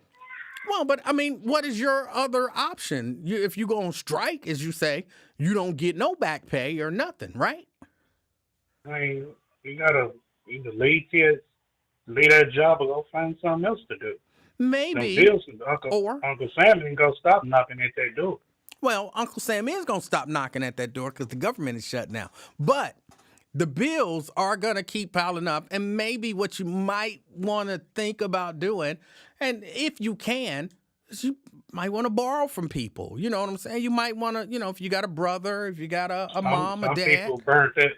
Some people burnt that bridge, though. That's why I said, if you have that, then you might want to do that. Or, maybe, I don't know. If anybody knows this, tell me. Like, if we know there's a government shutdown, if I call, is it Duke Energy now? Is it still Duke Energy? If I call Duke Energy and say, hey, look, I work for the government. I know, we on a shutdown. I know my bill is due. Do they extend you some time as a government worker, understanding you're going to, eventually they're going to get their money? Well, I have insurance, that's set up if I get hurt or lose my job or something like that. I'm behind on bills. I got it stated in the application, whatever, that they went over with me, that they pay my rent or whatever, my expenses up for 6 months. So I have insurance like that that's set up in case if I get hurt or lose my job or something like that. So with that being said, man. You talking about Aflac? Yeah. I got Aflac and I got this other one, Minnesota Mutual, through my bank. Okay. Yeah. So if I don't know, man. It's tough, man. Okay, that's a hard question to answer, man, because I've never been in that predicament. I mean, I heard people, work for the government and that was like that. Well, I want you to know that I am not going to say that you voted for this. I'm not going to say that, okay? I heard you earlier having a conversation about the homeless people and what CPS is planning on doing for the homeless people, and it sounded like you were exceptionally against that. Why are you so against that? Against what? Against CPS, Cincinnati Public Schools, trying to set Doing up the a homeless? spot. Yeah, Who said I was against it? I thought you made did. that up. I thought you did. No, quit thinking. I didn't say nothing about that. I said I didn't go along with what they doing about the system. That sounds like you're against it. If you don't go along It don't with it, sound like it, man. Come on, E. Don't start, man. You just fresh out the block, man. You just came back home with that nonsense. wait, Don't put words in my mouth. that's not putting words in your mouth. Yes, you is. You trying to flip it. I didn't never say that. So don't try to assume or whatever. No, I don't feel heard it from the horse's mouth. Wait, you just said what you said. I heard you. No, I didn't say like that. I didn't heard say you I'm say against that it. you don't go along with it, which generally means you're against it. Just say I don't agree with the bullshit. Say it like that. That would be being against it. No, I don't agree with some of the bullshit they saying. Okay, what do you perceive to be BS, and what don't you agree with about it? They should have. It's taken what, a year or two. I've been hearing about this homelessness for years, Emanuel, and they should have came with some type of initiative or something. That's what this solution is. This is an initiative. Man, that's about a damn next year, man. They've been hearing about homeless stuff for years and everything, but now I don't know, man. I just don't understand. I really don't. Like I was telling Wyatt earlier on the station, man, there's got to be some type of counselor, or truant officer, somebody that really like, man, let's figure out this problem. Solution. Let's sit down and strategize the situations that come about with these kids, and why is that kid failing on? Why that kid not really being active or whatever? It's so much pinpoints that things that you can lay down and dissect, man. But people don't. But I feel like that's what's been happening. Like, in order to come up with this plan, I feel like people had to sit around and say, "Okay, they plan was to get rid of Miss Wright. Let me get my sentence out. Get these kids Twin. On the same bus as the 8th graders and 12th. Twin. That was their problem. Twin. What, man? Let me get my sentence out. I feel like in order to come up with such a plan, that means somebody sat down and said, we got a problem with homelessness and our students. What can we do about it? And they came up with a plan, which is exactly what you're saying that they should have done. Man, they should have did this. But me as a person, I wouldn't consider that plan. I mean, some might be good for somebody. But me, you got to think about Emmanuel, when it get cold. That's my concern. Okay. When it get cold outside. Right now it's okay. But when it get cold, 40 degree minus and snow in your car, and you can't get out to go in the building because school's probably shut down because the boiler probably kicked out or something, the furnace, whatever they got in there. And you got to look at it like that, man. Well, the safety where the kids, you can't get pneumonia, frostbite up in that car because they ran out of gas or mama forgot to turn the car on or something like that. Well, you got to think something like that, man. Well, but and this is just, I'm just thinking, if the concern is when it's cold outside, that might not be safe. And of course, I kind of agree with you there. But if you don't have this area that they're trying to come up with, then they still going to be living in the car. It's still going to be cold. They still going to be just as unsafe. You're going to be unsafe in the cold in the parking lot, unsafe in the cold in the alley. What's the difference? Well, hey, what about trailers or something like that? Do they consider that though, man? I don't know if they considered that or not. Yeah, building like trailers on a campus or somewhere. So you're saying so, parking lots y'all lose. I mean, y'all building or something. So it's Y'all got the kid. it sounds to me like you're saying you want Cincinnati Public Schools to build housing for them.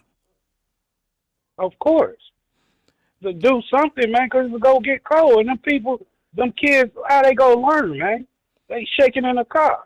Right, but Can't even write on the school board. I mean, on the notebook pad or something. That's my concern. That's all I'm saying. right, but Right now, it's cool. But when that minus 40 degrees come and it be a blizzard through here, then what? That little Ray done died in the car from hyperventilation or something. oh, that would be terrible. That's what I'm saying, man. You got to think about that, man. Right, but You don't want that. You got to think before you try to ditch out. Well, we building school or this parking lot in March 2026. No. What about this, man? right, but What about these kids? They not thinking like that. It's just, hey, just get this out the way. Let's do this, and we all good. And if shit hit the fan, God forbid, I hope it don't come to that, man. It'd be like, man, this shit go backfire on somebody. right, but that asking Cincinnati Public Schools to supply housing seems a little bit out of what it is that they're supposed to or what we expect out How many of them. times they advertising they love the kids? How many times they advertising for homeless? How many times they advocated Narcan or the dope fiends on the street? How many times they advocate that? Come on, man. Right. Ain't nothing wrong with me put my 2 cents in and say advocate to build a trailer for these kids. I didn't say there was anything wrong with it. I just want is that kid okay? in the I'm back? just saying if y'all took it the wrong, that's my idea. That's what I would have said if it was brought to me, to my attention about the situation. That's what I would have done, man. I'm just speaking for myself. What I would have done. Okay. I don't And know. I'm just giving my. I don't know that that's the role of Cincinnati Public Schools as a district. Yeah. I do agree that, being outside, sleeping in a car in the cold is not a good idea. But they're going to be outside sleeping in a car in the cold either way. So do they come into school, man? You take the shower and get the hot food and all that? I don't know that they do or How that do they that work? don't. They don't, but they don't do that now. And I'm saying that's what they say. If you read into it, they say take the shower and Okay. feed them. Okay. I'll say y'all doing that, but y'all ain't got no mats or something like that, like the shelter do, throw down in one of these schools or something, man. That's my idea, my thinking. Something got to be bigger than this small fry, man. The small fish, man. Something got to be big, man. I mean, that's how I put it. I mean, I'm speaking for what I would have done. I can't speak for nobody else, but if I was in that school system or board meeting or something like that, hey, that's what I'd be thinking. Hey, you need to do it like this, Ms. Murphy, whoever in charge, Cincinnati management, whoever. So Hey, then y'all can we now agree that you're against their plan? Yes, you can say that as a man, yes. Okay. Yeah. So now I done heard it from the horse's mouth. Yeah, he played too well. Yeah, that's all, man. That was my concern, though, man. Twin love the kids. Oh, geez, man, I won't want nobody. I ain't never been homeless and none of that, but I won't want no kid. That's traumatizing, man. To sit there, man, just think about it. What is they thinking? Man, it's probably just ain't Cincinnati all across America, but still, it starts at home, and, I live in Cincinnati and everything. I can call it my home or whatever, but, man, it's crazy, man, how the system's set up. But I was just thinking, man, that's how it should be. All right. So I don't know. I mean, that was my info. That's what I would have done. So that's all, man. Yeah. All right. So it's breast cancer, and what is it? Breast cancer and violence month, awareness month, right? I believe it is. It's not just breast cancer awareness. It's something else. It's but violence against awareness month, something like that. I heard. Okay. Well, we are against violence, right? Yeah, I ain't with that, man. No. Bypass that. I'm not my business. Don't say nothing to me. I won't say nothing to you. You with that, man. Yeah, Okay. that's all I gotta say. Well, I appreciate you. You don't appreciate nothing 'cause you go talk about me tomorrow in the chat, bro. I'm watching you, man. I probably will. Oh, wait a minute. Hold on. Let me ask you this. I need you to set something up for me. I don't set people up, man. No. I need you to set something up for me, and I think you are uniquely qualified to do this. Me and my brother Nate. I haven't talked to him about this, okay? But I'm pretty sure he'll go along with me. Me and my brother Nate, we are getting sick and damn tired of the Livingston brothers. Can you set up something where me and Nate have some sort of a match against the Livingston brothers? Is that something that you could do? Oh, jeez. Man, I knew you was going to say that. One day, I knew you was going to say it. No, man, I just be messing with you. Man, you're crazy. Twin. Hey, I appreciate your call, man. Have an amazing rest of your day. I was trying, man. All right. That was Twin. I don't know. He always, those Livingston brothers, man. I hate the Livingston brothers. I just want it to be known.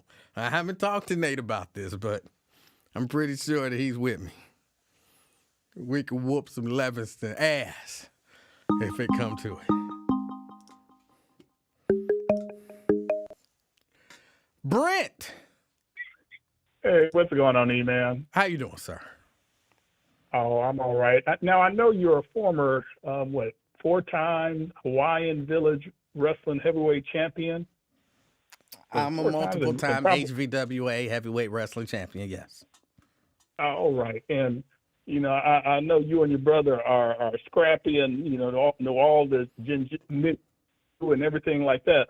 But if one of them Livingston's brother name is Cliff, put 10 and played for the Chicago Bulls. So, man, y'all better use them for an hour. I believe that me and my brother can handle the Livingston brothers, whoever they are. Oh man, but that I'm assuming that Joker's still. Well, no, I can't assume that he's still in good shape because we see Sean Kemp today. It's like he's about 350. So, yeah. But yeah, glad you're back. I know you've been busy with the cybersecurity. How many? You're breaking up really bad. Brent? Hello? Yeah, you're breaking up really bad. Oh, crap. Hold on one second here. All right. It may be switching back and forth between Wi-Fi. Yeah, I don't know what's happening. It's not good. Oh, if this was an emergency, I would be effed up. All right. His phone dropped. I'm glad we don't have no emergency right now. Oh, let's see. This should be him calling back in a better spot. Brent. Hey. Can you hear me now? I can hear you now. All right. Yeah, I'm just sitting here at the desk, so I'm not certain what's going on here. But yeah. How many systems have you hacked so far? Just one. Okay. All right. So yeah, I hacked the router and did a man in the middle attack and got all the information. Like, it's amazing how much information you can get. I got all the information. Mm-hmm. Okay. Well, that's good. That is good. I hope in Cincinnati that we don't have any children living in cars that die of hyperventilation. Yeah, that would be a mystery and definitely something to investigate. You know what he meant. You know what he meant. And it's a legitimate concern. Yeah, hypothermia. Yeah, that's the one thing though. It's because there are some big technical words even in engineering that I don't know how to say all the time, so I don't say them. I just describe what it is and leave it at that. So that is something else. But what else is that? Oh, talking with Trump, and this is day 13 of the Trump government shutdown. And you were saying that the TSA workers would get their back pay. But I saw an interview where reporters were talking to Trump, and he said some workers may get their benefits, get back pay, some workers may not.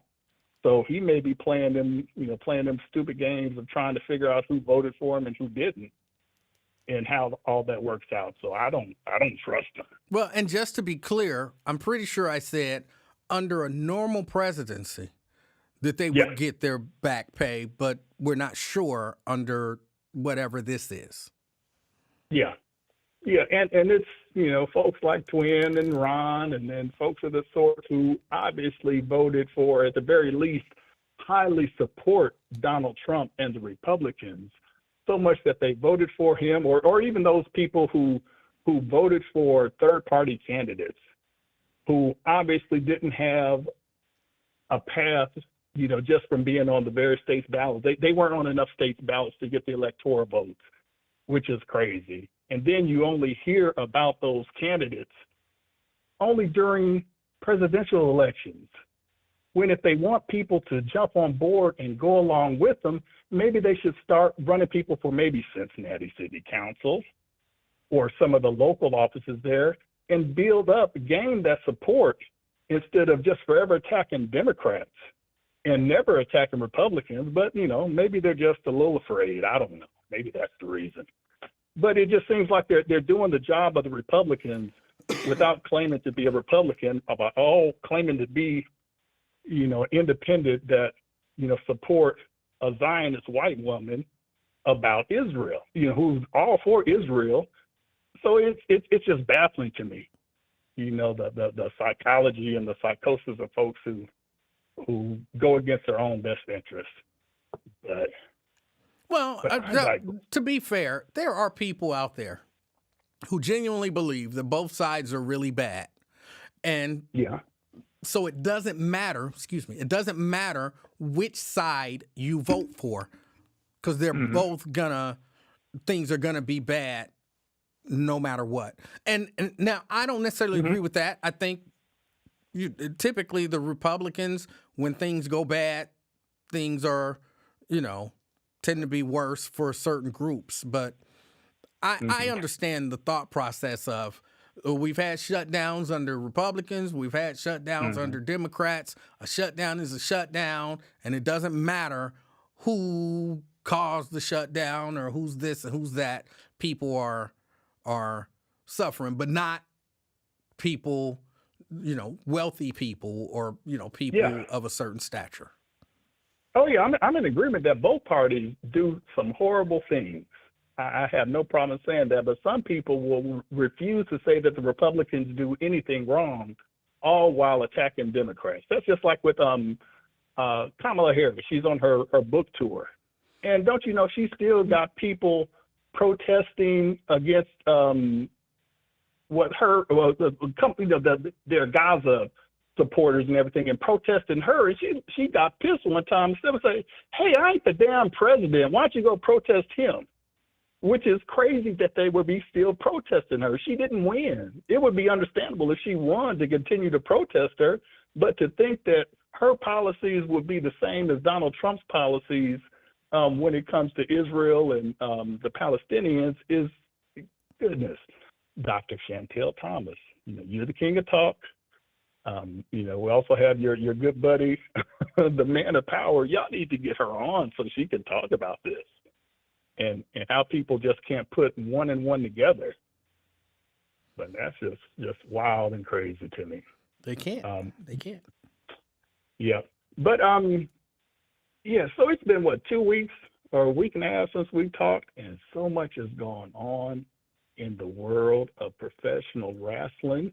So yes, LaDonna, it's time for the wrestling report. Hold on. Before you do the wrestling report, I Okay. want to ask you a question. Sure. Because you seem like a guy that likes, comedy, Yeah. a good joke, whatever, here and there. What do you Yeah. think about the comedians who decided to go to the Riyadh Comedy Festival Oh my goodness. and perform? For blood money. Yes. It's I tell you, definitely Dave Chappelle was the main one that I heard was there. Dave ain't hurting for no money. So I'm trying to figure out what kind of money are those Saudi princes throwing at folks to make them come over there and perform for them, knowing good and well they better not say a damn thing about the crown prince or they'll be beheaded and definitely ain't gonna be able to leave. I don't understand it. And to But me, that's the craziest thing about the whole Dave Chappelle thing is because he's been on this kick for a minute about how comedy is the last bastion of free speech and comedians should be able to say anything they want to say in the spirit of comedy. But you go to somewhere where they clearly tell you can't talk about this, and this. And you do it anyway. And then you say, oh, it's the best time ever. It was the best comedy festival ever. And you never felt freer when you knew if you talked about these things, they might kill you.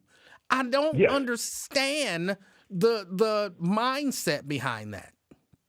Yeah, I don't know. But, make it wrestling related. I guess the $1 Million Man was right. Everybody has a price. Everybody has a price. The PGA had a price. Remember when PGA with Tiger Woods, when they were making this, Live Golf and everything, and Tiger Woods said, I will never play for them. If folks want to go over there with all that money and everything, so be it. And then when Live Golf and PGA merged, as soon as they got bought out, Tiger was playing on tour. So I guess folks have principles up into a certain point, some folks. And then it's all bets are off.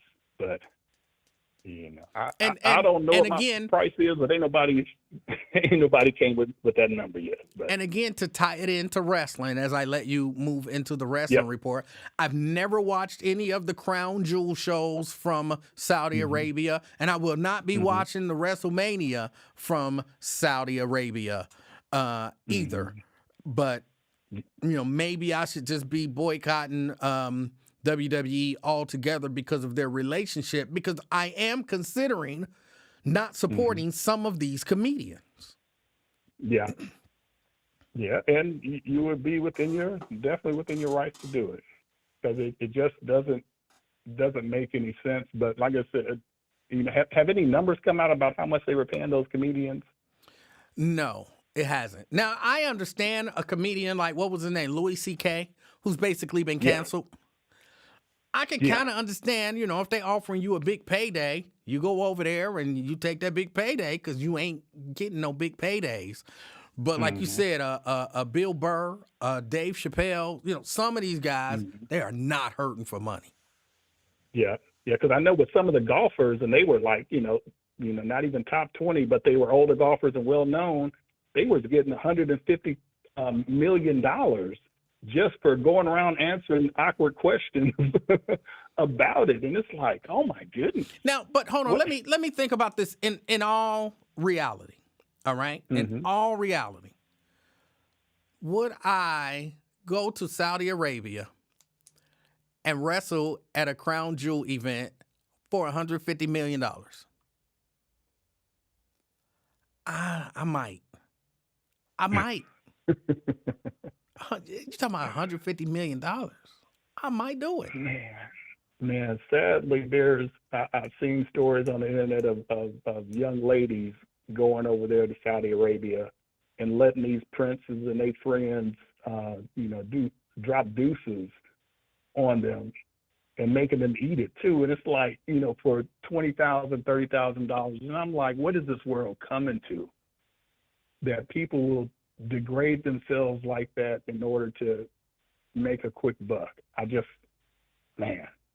We are on the clock to doom. Yeah.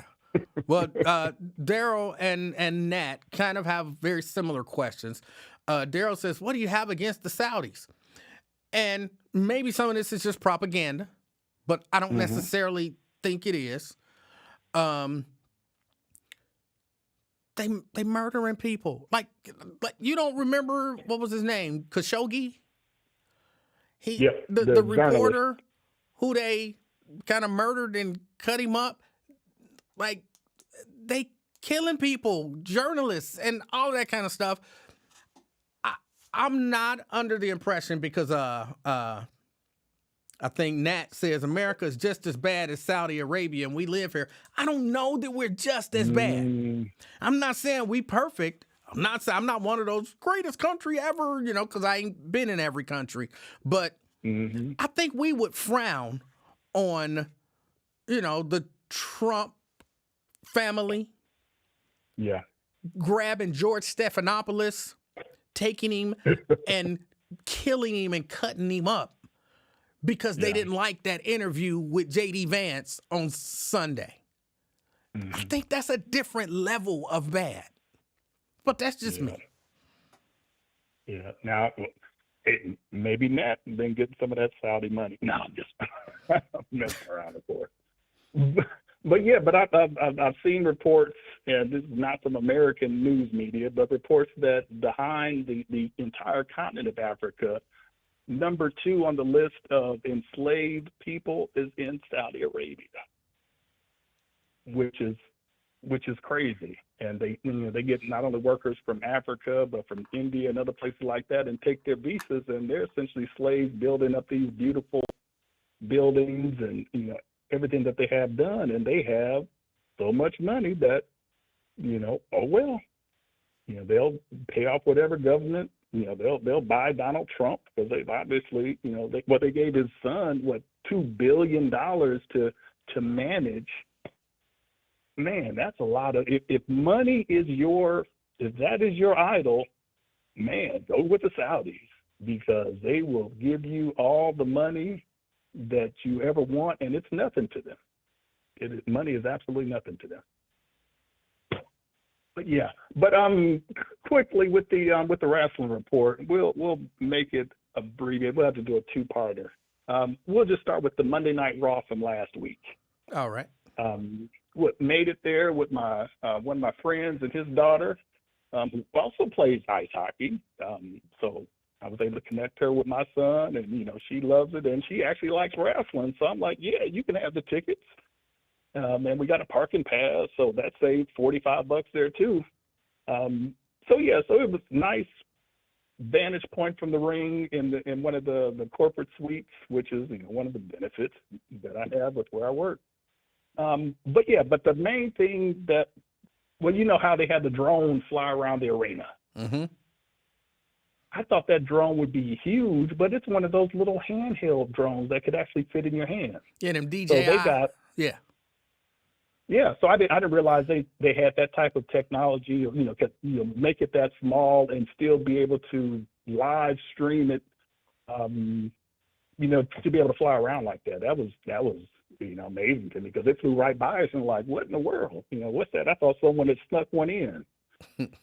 And, you being AV, you would probably love to, because I was just looking at, because we were on the opposite the hard camera side, so they got all the sound people there, the production people and everything. So just what it took in order to get everything hooked up, number one, to that arena, and then to have everything showing with the vignettes and everything, and to broadcast that all over the world.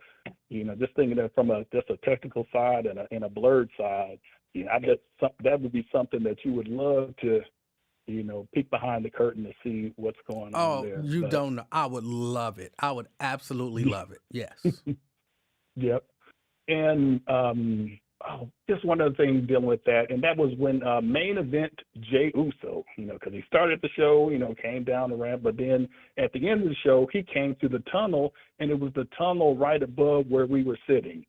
So my friend's daughter, she was yeeting it up, and she was having a good time. So I was having a good time, enjoying watching her having a good time. Yes. And seeing all of the other kids with their belts and how they were dressed and everything. And then, then there were some dudes my age and older, 2 belts over their shoulders and everything, and I'm like, yeah. I'm a fan. I'm not a fanatic of it. But just to count the number of championship belts and everything that was asked, 300, 500, 500, and I'm like, man, I guess I put my, extra cash into other things other than championship belts that, I wouldn't take outside of, maybe have it on the wall. But I even told my family, do not get one of them for me for Christmas or whatever, because I can't do nothing with it but take a picture with it, and that's it. I'm not taking it to an event. But that's all I got, because we talked a lot about the other things in there, and we'll hit on Crown Jewel and the new New Japan Pro Wrestling Heavyweight Champion on the next time. All right. Hey, you have a good one. All right, Brent, you do the same. Bye. All right.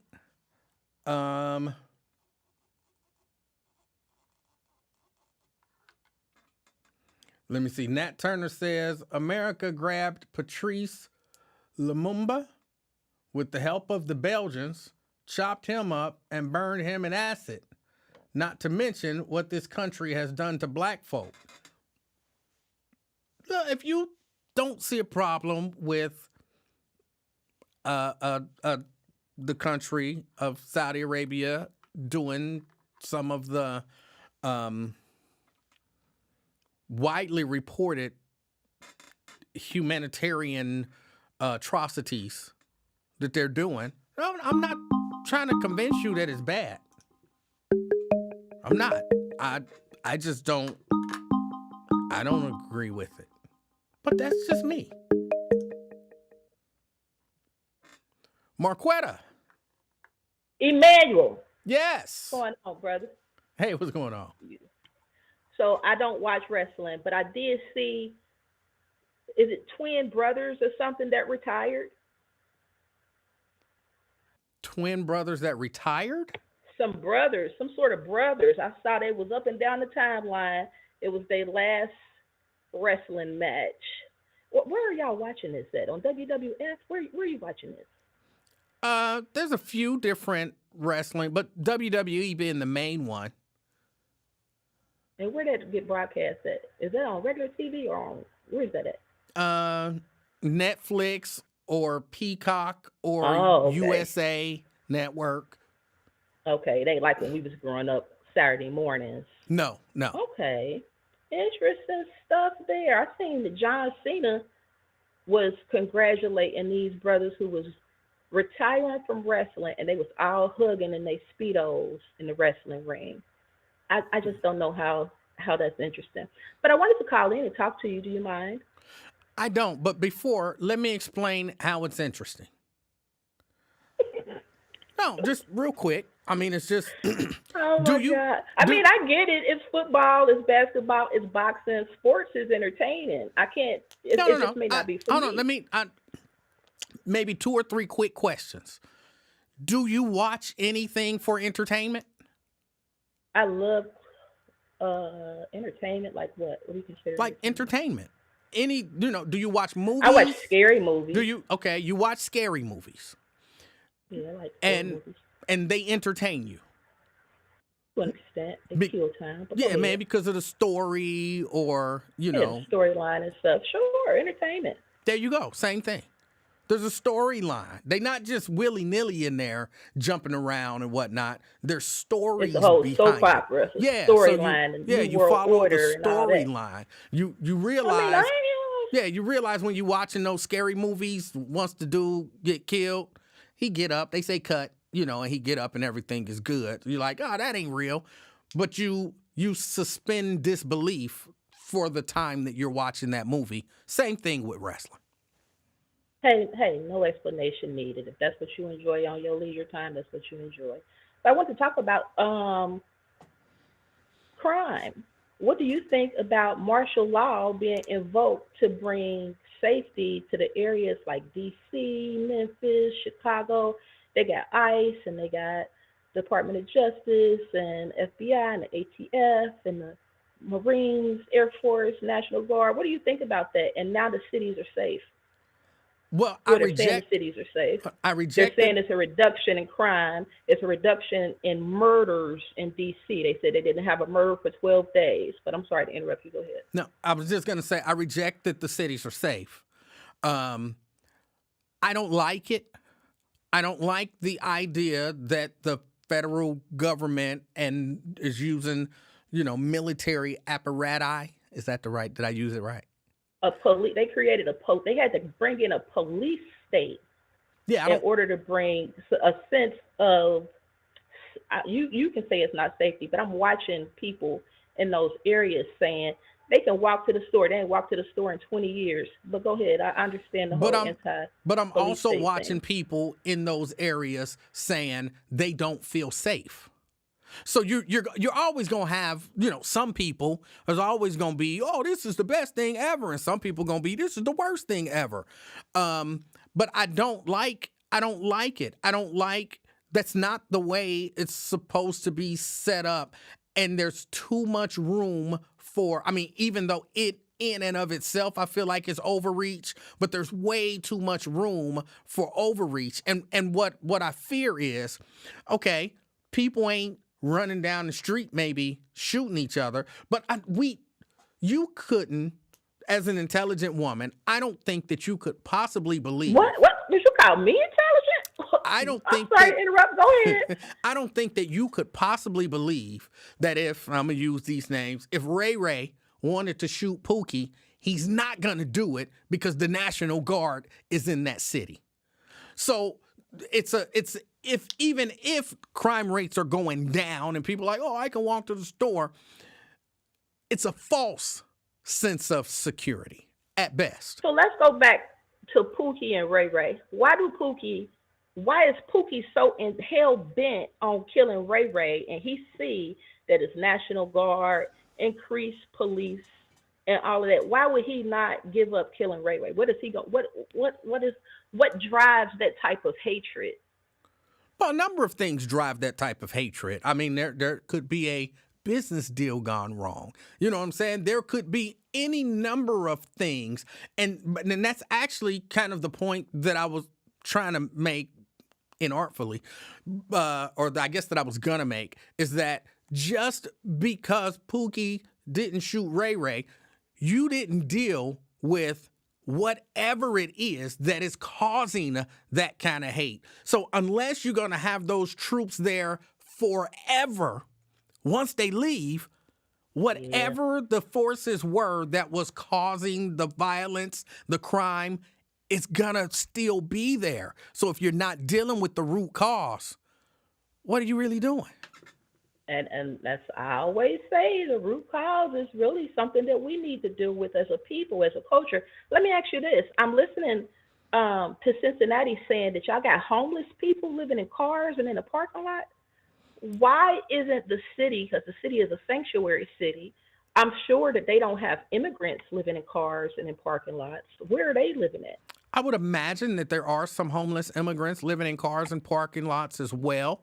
But I do agree with you that the city should be taking the lead on it and not Cincinnati Public School District.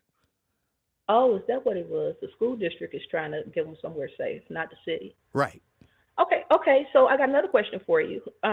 First of all, do you support Stephen Pryor? Or do you live in the city of Cincinnati district? Yes. Where you can be taxed? Okay. Yes. And would you support Stephen Pryor for council? That's a hard one for me. It's a hard one for me. You ain't got to answer, because I remember me and you used to go back and forth for the Scotty Johnson, and I remember one of your callers said that Scotty Johnson let somebody pee in his liquor and didn't do nothing to stop him. Who was it, Garrison, that said that? That was. And that always kind of. Hold on. Here's why. But no, here's why it's a hard one. Because I want to support Stephen Pryor. I like Stephen Pryor. Mm-hmm. Stephen Pryor did some stuff. And then I kind of, called him out on it, and he called in here and he said, I don't want your vote. So do I support a guy who said he don't want my vote? I don't know. Oh, see, I don't listen to you. I'm sorry that happened to you and Stephen. I love Brother Stephen. He always in the community with his boxing events. He always there with his camera, going to the city councils, just being real involved. And so I appreciate that about him. But if you won't support him, are you going to support the vice mayor? I will support the vice mayor. As long as she Okay, don't so call herself no JMLK, I will support her. I don't know what that means.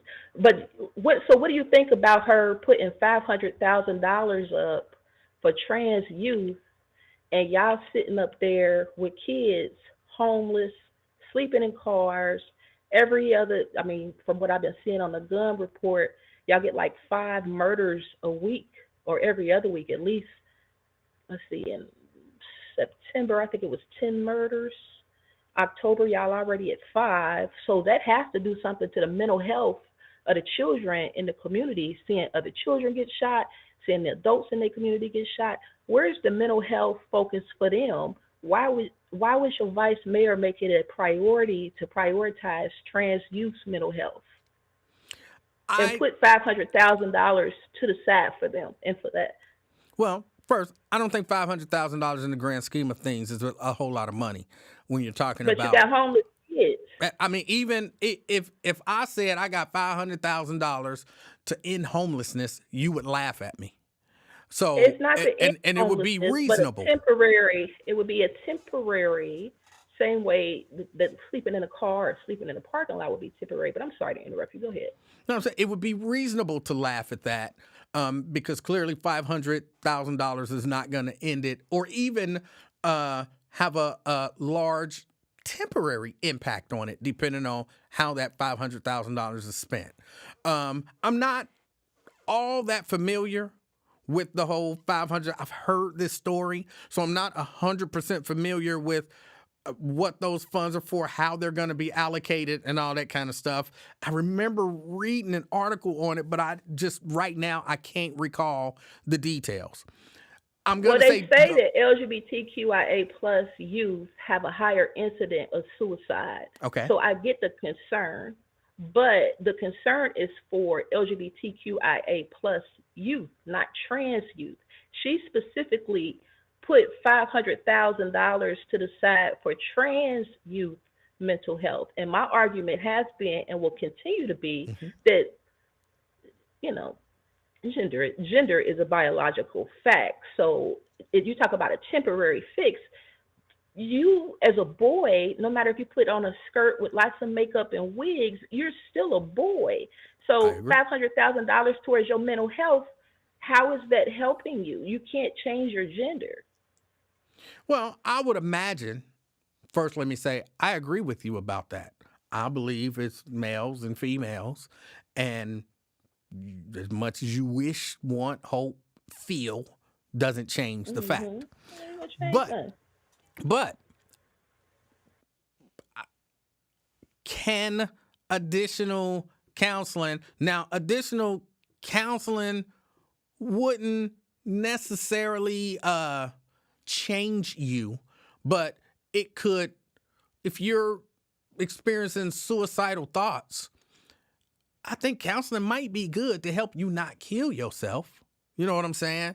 And I think that's not necessarily a bad thing, but I'm not here to say, Jen, Michelle, I support that 100% because I don't have all of the information about it, but I'm not like, oh, she supported trans people, I'm not going to vote for her. I'm not that person either. I mean, it's not about supporting trans people. It's about the allocation of resources.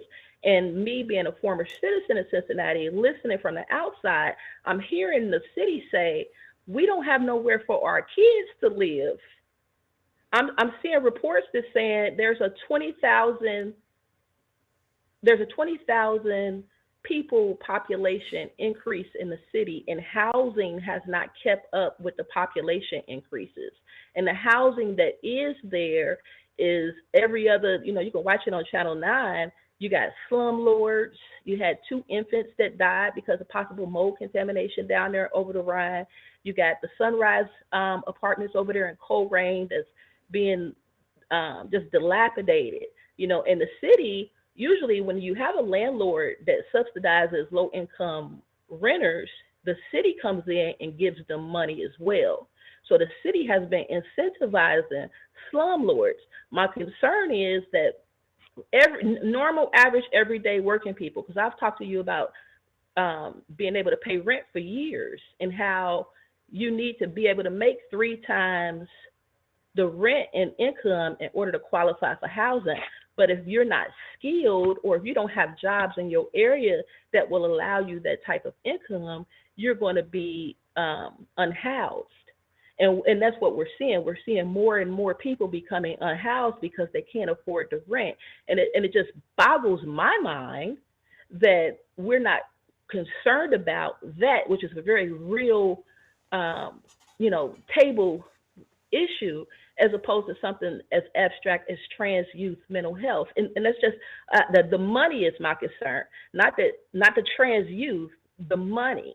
Because the trans youth could also be counseled just like a child who's witnessed a gun violence victim, just like a child who's experienced homelessness or molestation. They could be, and here's another thing about Vice Mayor and Scotty Johnson. And I said this on Wyatt's show, and if you look it up on Channel 9 about 10 months now, when they went and they said, for the child that had been murdered in the park, that, we're giving you a declaration for the city. We're going to name this street after you. But they didn't back that up until recently with actual services like shot spotters, like additional patrols and stuff like that. But you're willing to support these people. Hello? Okay. I'm just saying.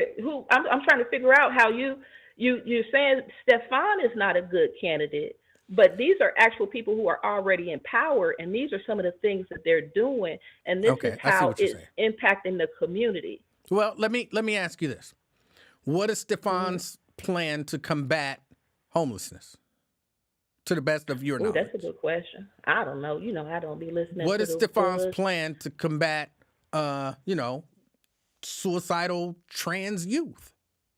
I don't know. I haven't even what listened to him talk on that. What is Stefan's plan for anything?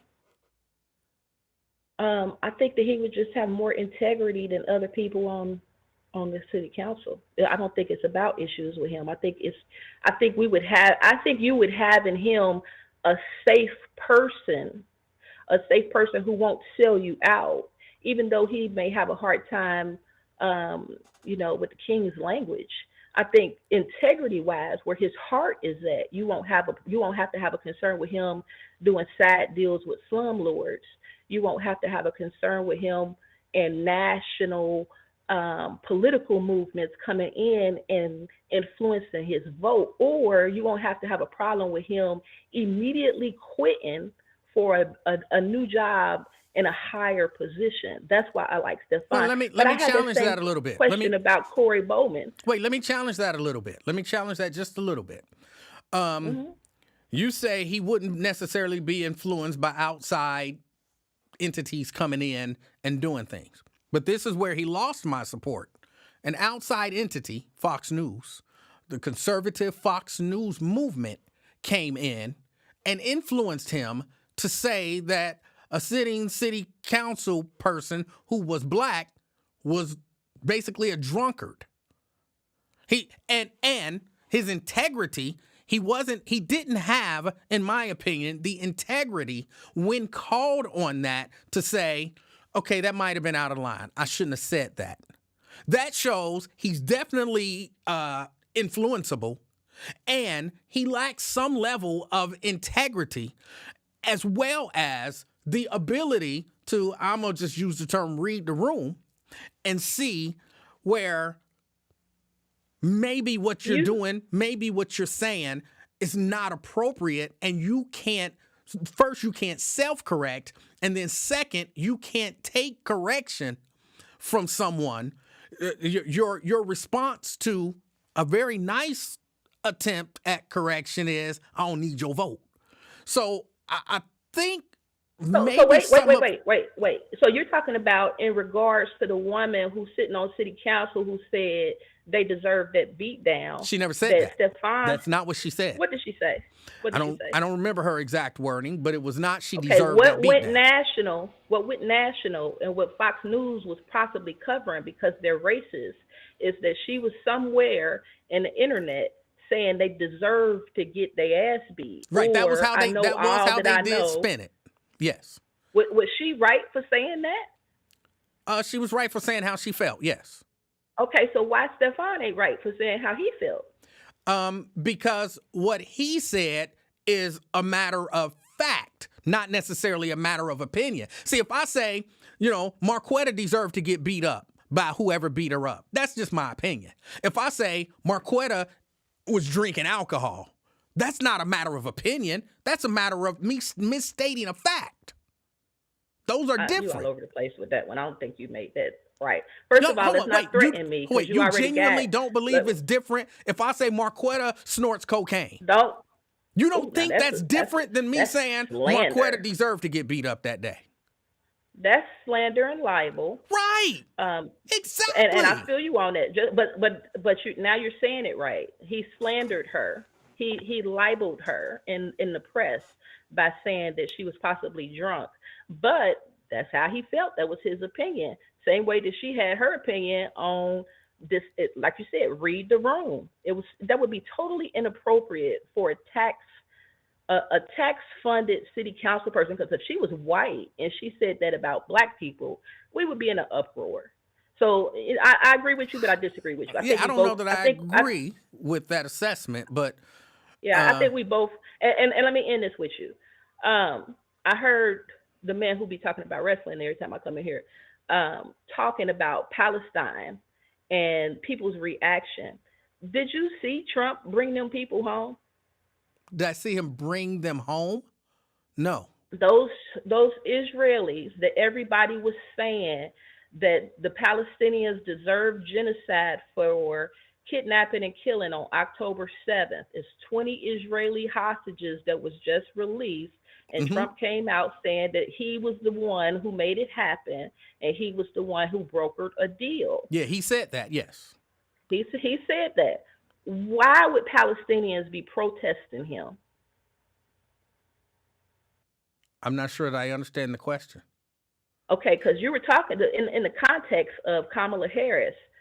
Like I said during the election and prior, like I've said for the last 25 years, America protecting Israel, knowing that Israel is a warmonger, a pariah state, a Zionist ethno state that practices apartheid and segregation, that is backed by the United States.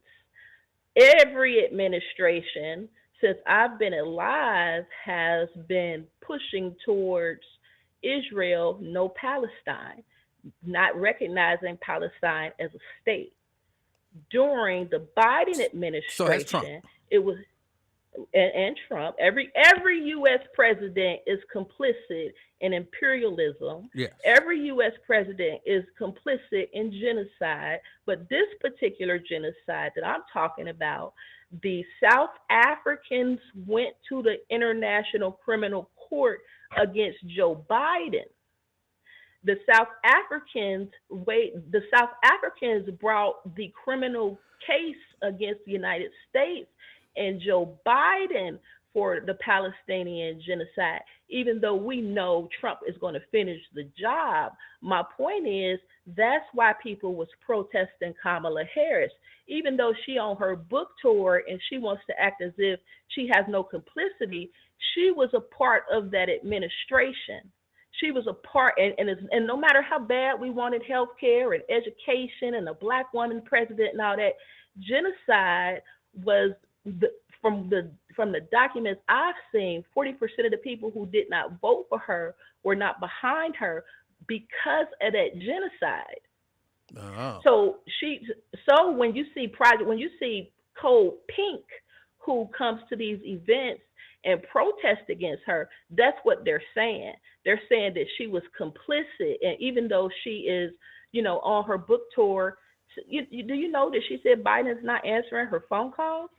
I did hear that. Yes. Did you see her synopsis of her book where she said, if she would have chose the gay guy instead of the school teacher, she just might have been overreaching. Did you see that? I did see her talking about why she didn't choose. Oh shoot, I don't want to call him the gay guy. The dude from Indiana. Buttigieg. Yes, Pete, I don't like Pete the way you Buttigieg. pronounce that. Buttigieg, or however. Yes. I'll be saying it wrong too. But she said that even though the Democratic Party went all the way left from their base, who just wants union, free education, health care. That's really the center of the left party.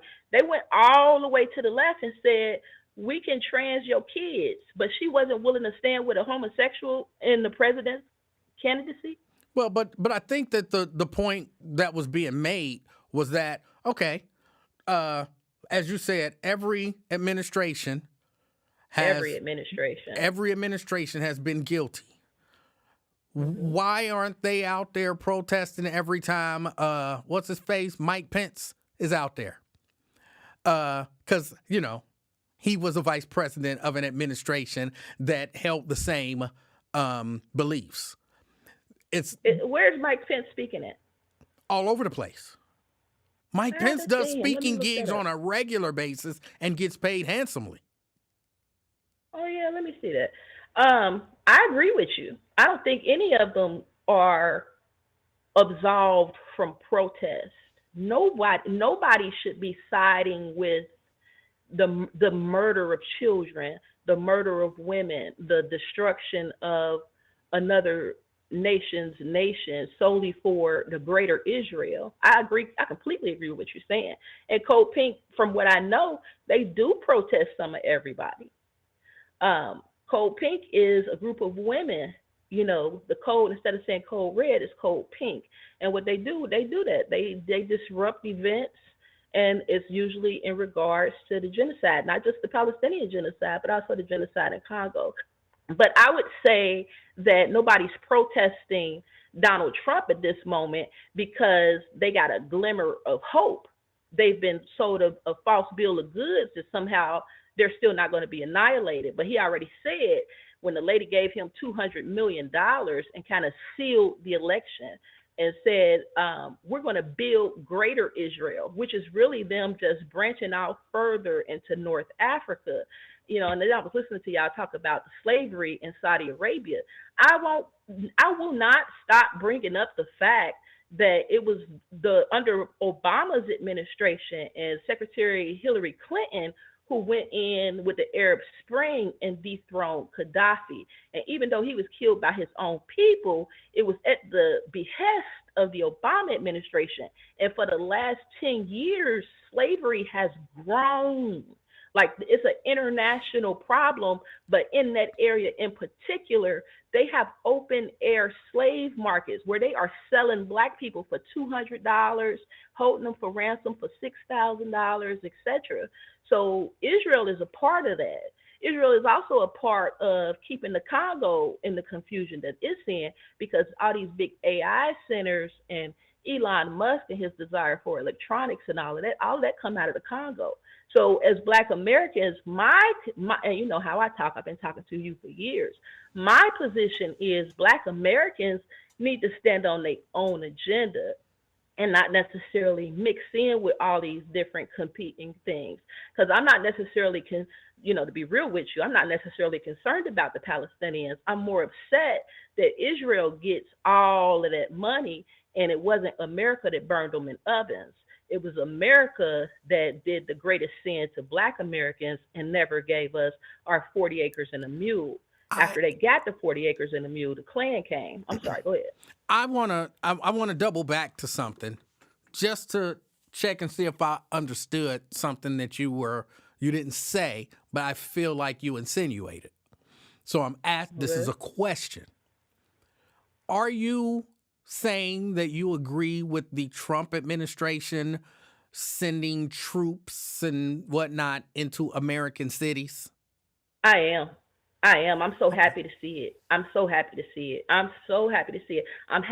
see, unfortunately, unfortunately. But because our community, no matter how much you talk to us about, the fact that we have 3 times the murder rate amongst each other, it was just an article that was produced about 37% increase in domestic violence in the state of Ohio and the people dying. We as a people wouldn't address the root cause, which is our own self-hatred towards one another. I We as reject a that. people culturally would not even admit that there was a problem. So when the Memphis Police Department, for instance, when they had beat that brother down worse than Jesus, and the Scorpion unit was being investigated, that was before Trump. The FBI had to come in and tell the police department that you're wrong and you're racist for concentrating your police efforts not only on black people, but now you just out of whack. And none of them police officers really got no real time, and we really did not care. So unfortunately, yes, in DC, where we That is saw unfortunate.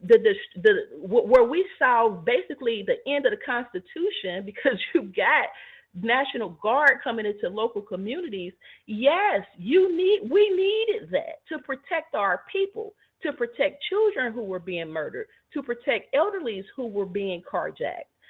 Even in Chicago, as they go there, even if it is temporary, because the gangs won't stop. Because we don't see a problem with it, we won't do nothing. Go ahead, I'm sorry. I don't know who you're thinking doesn't see a problem with it, but you genuinely believe, and again, this is another question, you genuinely believe that the Trump administration is sending troops into these areas to police mainly black people, and that there's no focus on black people, which was your complaint about what happened in Memphis? I don't know if you said it right or if I heard it right. Repeat that for me. The Trump administration sending troops into these cities to over-police black people. And you don't seem to have a problem with it, but you had a problem with the Memphis police over-policing black people? Well, the Memphis Police Department the Scorpion unit was harming black people by over-policing. So what you saw, what was his name, Tyrell? I don't remember his name, but I remember the I don't want to respect. Yeah, I don't want to disrespect brother, but you know who I'm talking about. Yes. Once we saw that meant that your local police department they're not there for safety and protection, and we're not seeing that. So what you see is a heavy police presence, but you don't see lynching. So you're gonna have to wait until but then once you see that, then you'll say it's bad. And let me say this, because it's the same thing with ICE. They're telling them, we'll give you $1,000 and an airplane ticket to self-deport. Keep you and your children safe, go home. The people who choose not to, who are being chased down by ICE, they are putting our constitutional rights in danger because they're not citizens. And because they're not citizens, they're not going to be afforded due process. Right, but I'm not necessarily talking about ICE right now. I'm talking about these ICE is a combined effort. But I'm talking about these military presence that are going into these cities. I think a military presence in the black community is needed because black people will not stop killing each other. Let me finish my question. Let me finish my question. That was the answer. Let me finish. I haven't finished the question. So the military presence going into these cities, once you see them harming black people on that level, then will you say it's bad? On that level? Yeah, on that level. Until then, no. All right, now hold on. There's a second. Because there's nothing wrong with investigation to see if you have an open warrant. There's nothing wrong with patrolling the area to ensure that there is. No. I so disagree with you. There is something wrong. I know you do. That's why I called in. There is something horribly wrong about randomly stopping people to check and see if they have an open warrant. But even let's set that aside for a second. How are you gonna see the police do to black people, or that military presence do to black people what they may or may not already be doing, when one of the things that they're doing is they're arresting journalists for covering them, and they're calling it obstruction. I'm That's standing not there true. with a camera recording the military do these things. I get arrested for obstruction just because I'm recording. How are you going to see it if no one can report it? How did we see it when the brother died in Memphis? Was it on the news? It was the on body camera. cam. It was on body camera. Okay, so the body camera is did they take the body cameras off? Do you think the military is going to let you see their body cameras? Do you think they're even wearing body cameras? Is it military or is it National Guard? That's military. Is that the military? Yes. Anyway, I would go on to tell you, from what I'm seeing, I have no problem with the National Guard patrolling our city. Okay. I'm sorry. No, I'm not sorry. The enemy of free press has been, again, every president, including Obama. There was a war on free press. It always has been, with Julian Assange, when you had Chelsea Manning telling everybody about all of the Let me ask you surveillance this. When we're talking about, me? when we're talking about the what's going on right now, why do you keep going back to Obama? Because you hold him as if he's done nothing. Who holds him as if he's done nothing wrong? Me? Most of us. Yeah, I've been talking to you for years, and you've always asked the same question. Why? I could go back to Clinton. You could go back to Bill Clinton when he deregulated the stock market. Or you could just go back to George Bush Jr. when he brought in the orange alert, the red alert, the yellow alert. Or you could just go to Donald Trump, who's the actual president. But again, I'm telling you, as a citizen, and I'm seeing other citizens say, this president, under this administration, I can walk to the store. Ain't nobody just shooting up my neighborhood. People ain't just walking around getting out of jail with, for whatever charges, and offending and hurting the same community over and over and over again. Is what I'm seeing from the communities of Memphis, DC, Chicago. They're, from what I've seen, I mean, I'm sure you have other information as well. I'm seeing people say, I can walk to the store. I can go outside with my child. Another big thing, I can do that right now, and ain't no National Guard here. Well, the Cincinnati don't have crime like that. Cincinnati is more. I don't understand for the life of me, though, with all of the so-called black media you have, why that guy who is a suspect in Krishonda Wynn's murder, why his face ain't plastered everywhere. Like, why is there not a APD from the community? We have a picture of a man that possibly shot a mother of 5 20 some odd times. We got his picture, but we don't talk about it. We're not advertising. What is Donald Trump doing about it? I don't live in Cincinnati. What is the Trump administration doing about it? Is in the federal. I'm talking about city and state in regards to but he's that. sending You hold said, on. You can't say Guard, on one hand the National Guard should come down and police local cities, and then try to divorce the Trump administration from the cities. So if the Trump administration is able to get into the minutia of the cities, then you can't. Well, that's federal and that's local. What he's doing is taking his federal authority and going local. So why can't he do that with, what's her name? Krishonda Wynn. Why can't he do that with Miss Wynn? I think you would have to know. I mean, I don't want to disrespect her death or make a nuisance of that. The point that I'm making is the suspect. And as a community where we could do something, I'm not talking about Trump in that regard, but if you're talking about Cincinnati as a whole and the need of National Guard services, I think it was your state that came in and said, we'll give you additional police force since you already short police. We'll send in the Ohio State Patrol to help you. That's not the National Guard. I mean, that may not be for Cincinnati. Memphis, Chicago, DC has higher rates of murder and higher rates of crime than Cincinnati. What I'm talking about in Krishonda Wynn's particular case, because we could talk about Shakita too. Again, there is no concern. Right. When What we is the get Trump killed, administration doing about it? but I'm not understanding your point. Here's my point. My point is, We both know the National Guard not supposed to be in the streets. We both know the National Guard not supposed to be there. But go ahead. Let me tell you what my point is. My point was, all of this last portion came from me asking a question. Why do you keep trying to turn everything back to Barack Obama? So what I'm doing is in trying to do the same thing in reverse. If everything goes back, all roads lead to Barack Obama. Well, from my perspective, all roads lead to Donald Trump. And I want you to see how ridiculous it is for me to blame Donald Trump for everything that happens, just as ridiculous as it is for you to, every time we talk about something, for you to say, but the Obama administration did this.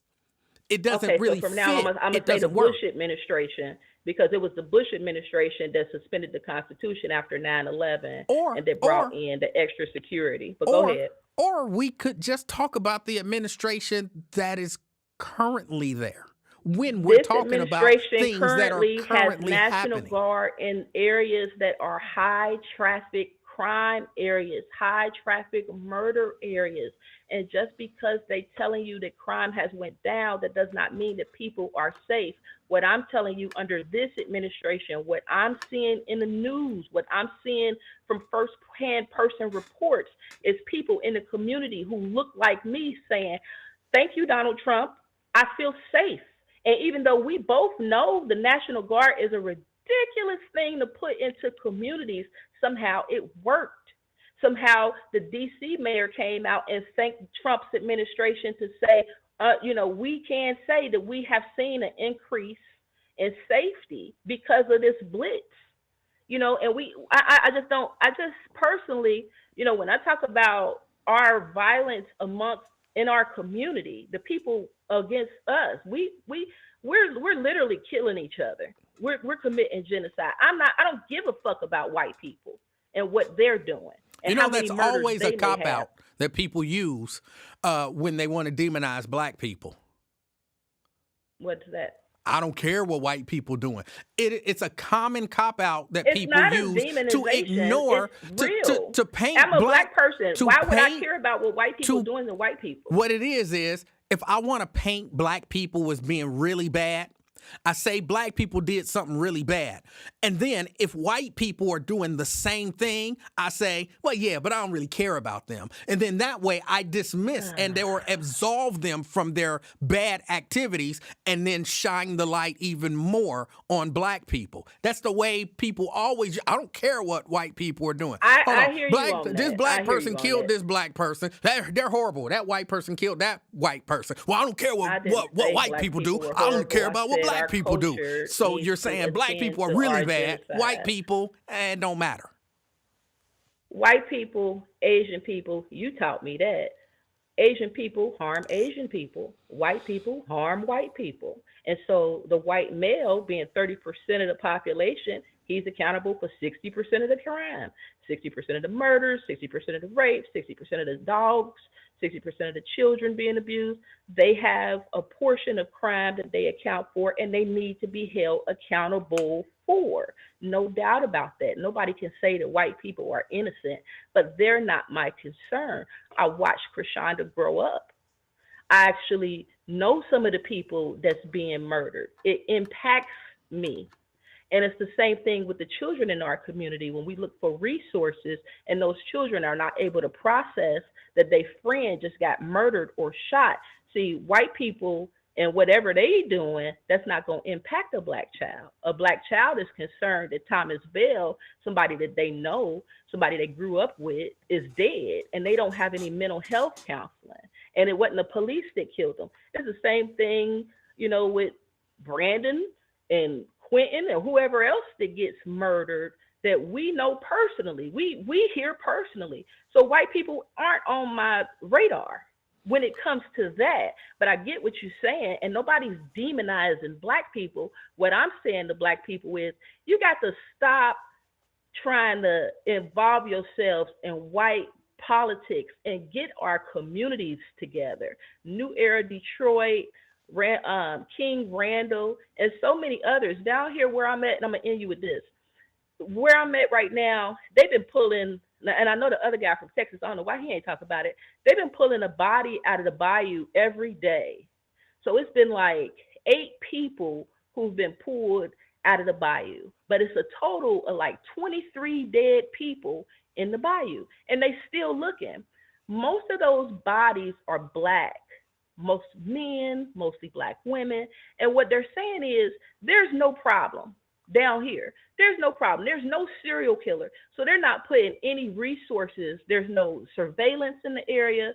There's no additional patrol in the area, nothing, because they're saying it's not a problem. Why are they saying it's not a problem? Because they're saying a serial killer usually kills people of the same age, gender, demographic, and because these people don't fit that, there couldn't possibly be a serial killer. But the killing started in Austin, so it's not just the murders here, it's also the murders in Austin. So people online, again, firsthand accounts, are saying there is a serial killer, but the police is pushing back and saying, no, it's not. And that goes back to what I'm saying. We have to police our own. Same way your niggas in the chat be trying to police me about criticizing Democrats. Police your community. You understand what I'm saying? Have you ever, when I was young, we used to go to Cabrini Green. When I was young, I used to be so militant and so excited to try to save black people. I would go to Cabrini Green and try to give out information to people in them housing complex. And then people would look at me and laugh, like, girl, if you don't go some damn where with that. And we still the same way.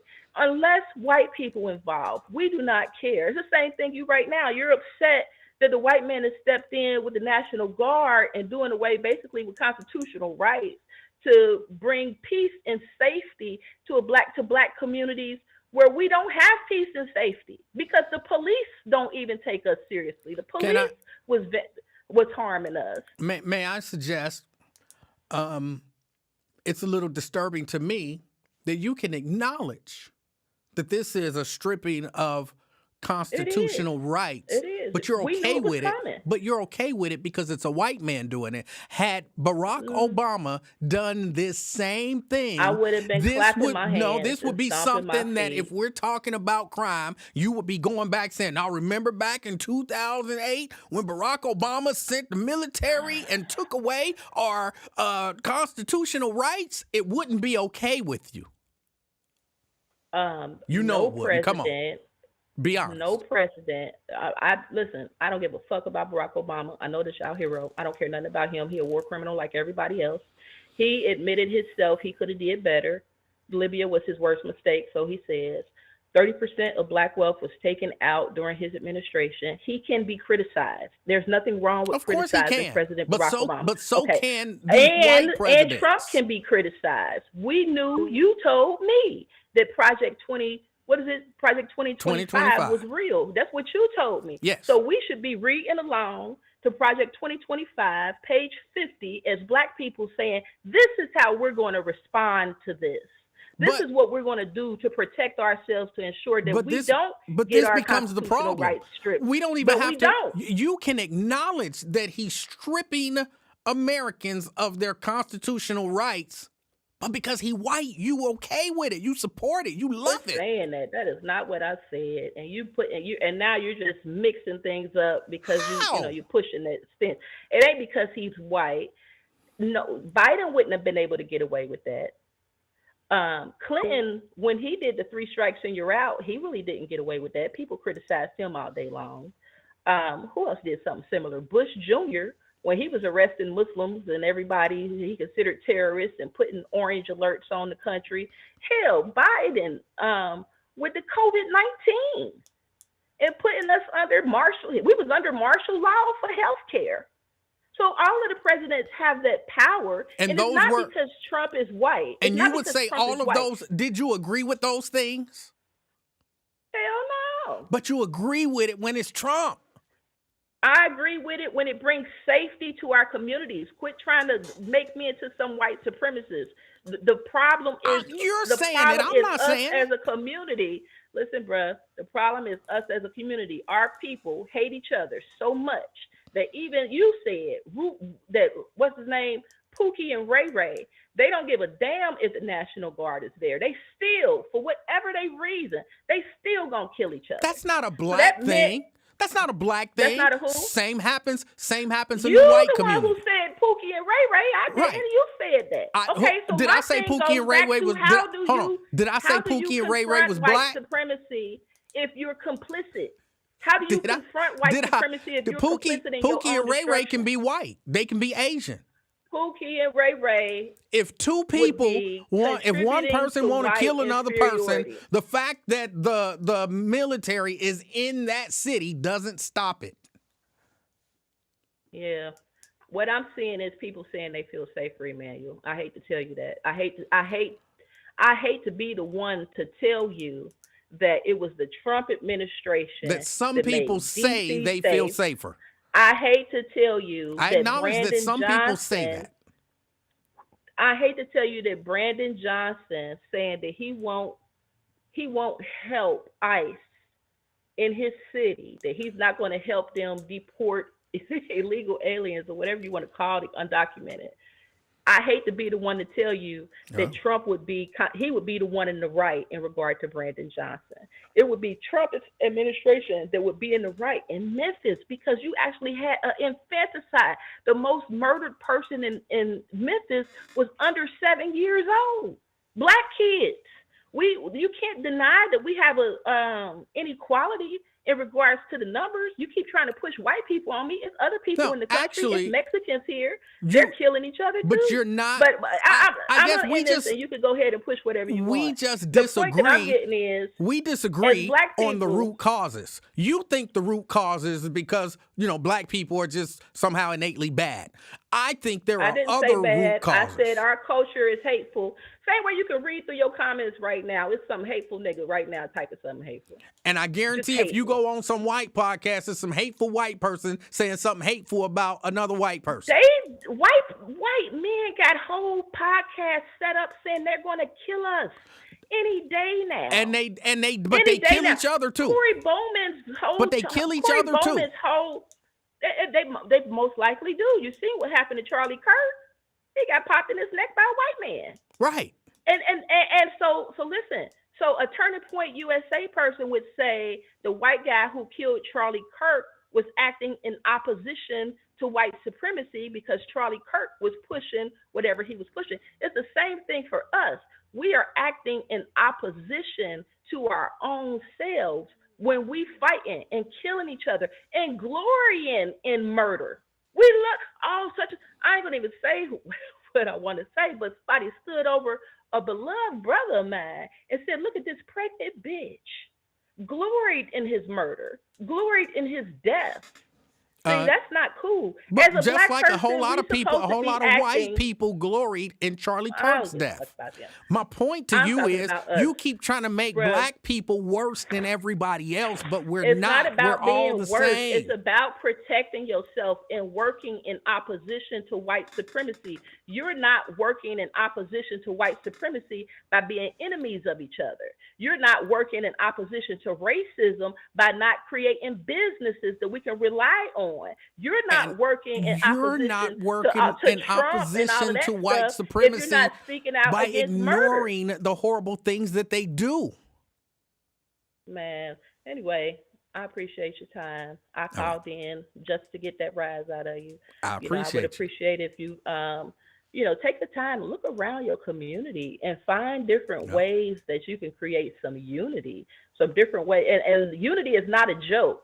You can be unified. You can be a powerful group. It's not about demonizing you. It's about empowering you.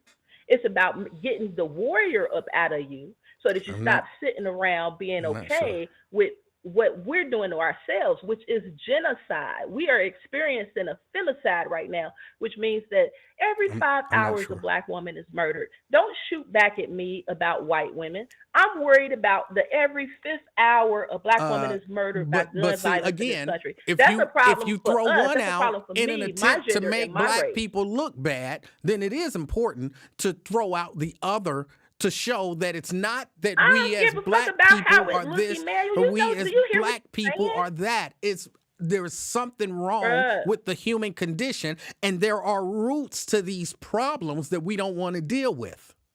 it's not a human condition. Of course Everybody, it I don't is. think everybody human. Some of these people's is demons.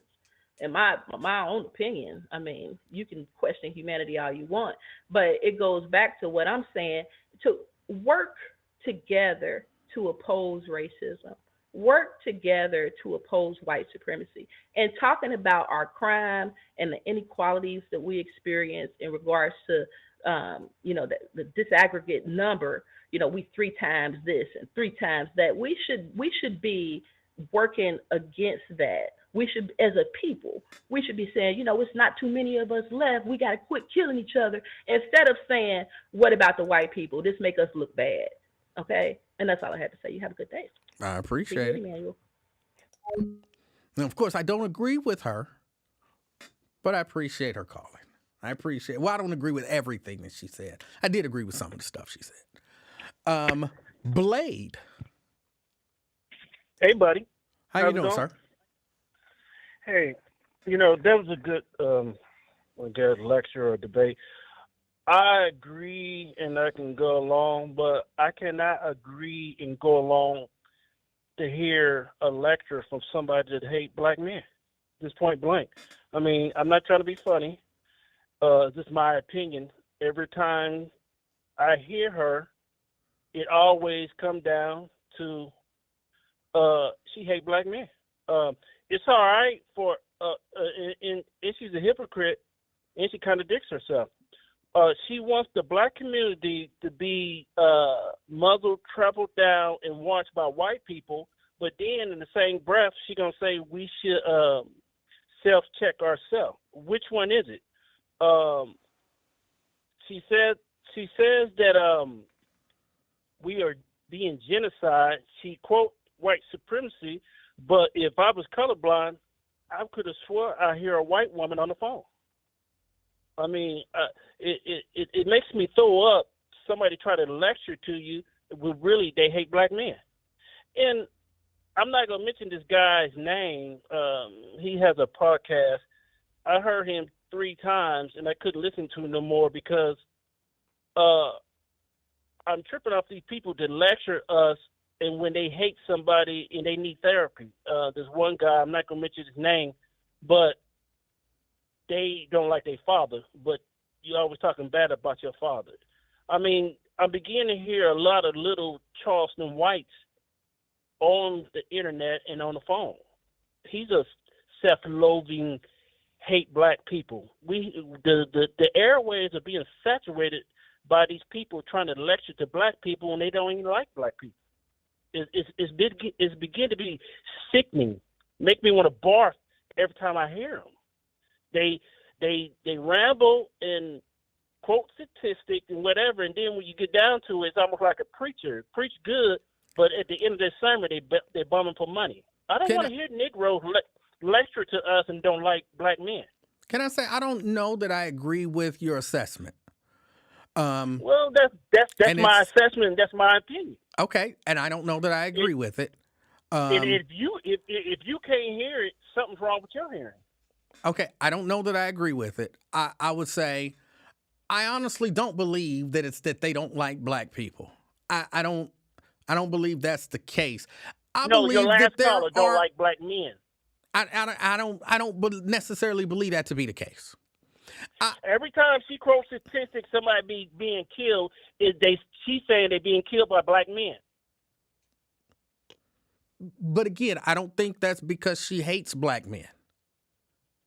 Well, that's my assessment. Okay. And you can't make me change against it. I've been hearing her for a couple of years, and at the end of the sermon, passed the bucket. She hate black men. She passed around that she don't like black men, and she is right. There is a serial killer down in Texas. I don't know why Brent's not talking about it. Well, hold on. I want to deal with the idea of a serial killer in Texas. Let's assume that's true. There was a point that was brought up that what white people do don't affect us, so we shouldn't be worried about it. Huh? That's that Lincoln Ware talk. But what if the serial killer is a white person killing black people? I don't know. I just heard there was a serial killer. That's all. But I know, but I'm black or saying white her or whatever. one of her points was what white people do, white people crime don't affect black people. Well, first, That's that Lincoln Ware talk. yeah, we all know that's not true. But Right. even to further disprove that, because if there is a serial killer and you're dragging all of these black bodies, why are we automatically assuming that this serial killer is black? Ask her, because she always think every time somebody black is being killed is by a black person, and necessarily don't have to be another black killing another black. But they, in their heads, they think it's, as she said, genocide, feticide, or whatever. That in America, black people, they killing themselves and it's genocide. So when white people killing themselves, it's not genocide. I would say yes. Because let her tell it, black people in America are so self-loathing that we need help by the white man. Okay. Didn't she not say that down in Memphis and Washington, D.C., people say they think Trump, they can walk the sidewalks now and have their kids come outside since... that is what that's what she said. No doubt about it. Okay. Yeah, okay. So, we are so self-loathing to her, it's almost like she would help white people put some black people back in slavery, especially if you're a black male. And again, I just get so sick. I don't agree I get so with sick you and there. tired of hearing self-righteous Negroes trying to lecture to somebody. Okay. Okay, have a good one, man. You do the same. Now, I don't agree that it's a hatred of black people, or in her case, a hatred of black men. Honestly, I don't agree with that. I think there are people who, y'all know I'm having a problem getting words today. There are people who believe the stuff that they hear, who somehow they're able to, take a fact or a statistic and believe a part of it and not believe the other part of it. I want to say it's a little bit of brainwashing, even though brainwashing might be too strong of a word.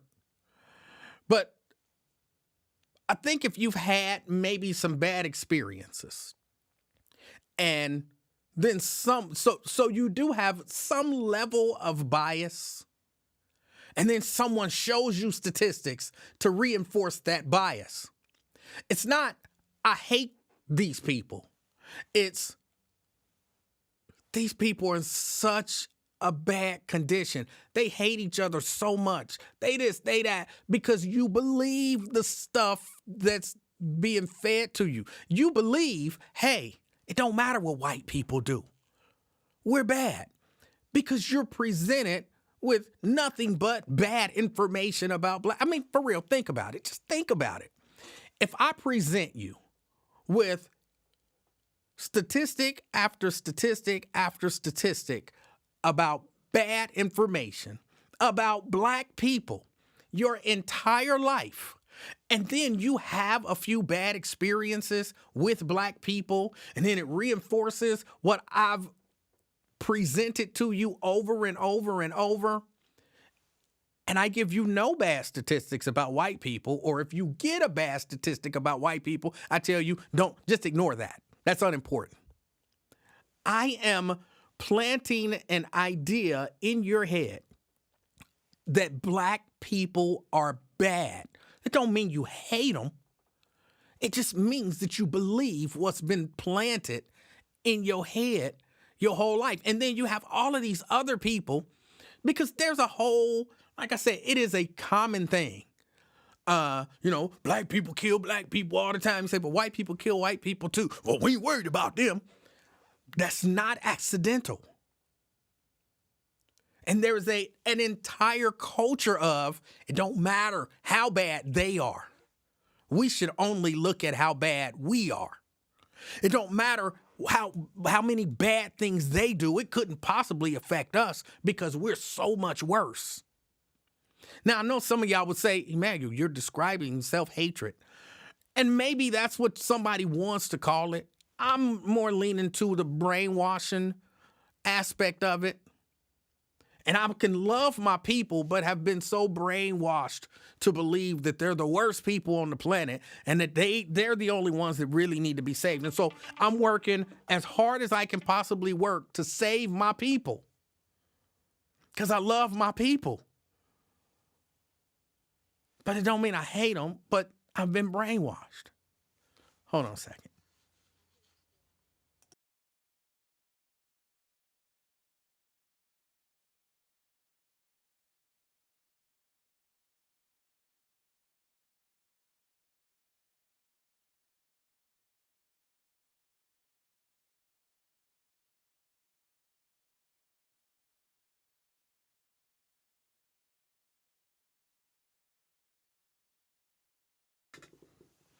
So, yeah, I'm saying it's not necessarily hate.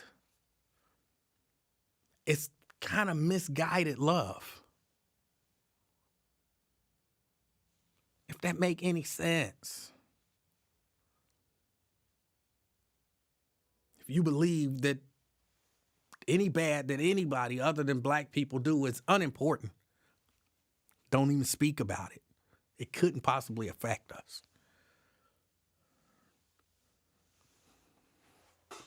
That's what they do. Y'all know how many times I've heard, y'all know, but y'all don't know exactly how many times I've heard that. But what about white people? Well, I don't care about white people. It don't matter what white people do.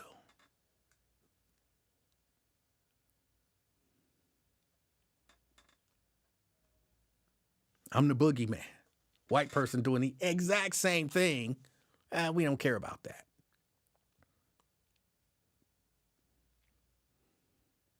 And they don't think that mindset affects people.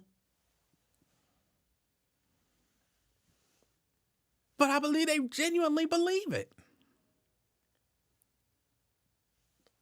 They genuinely believe it.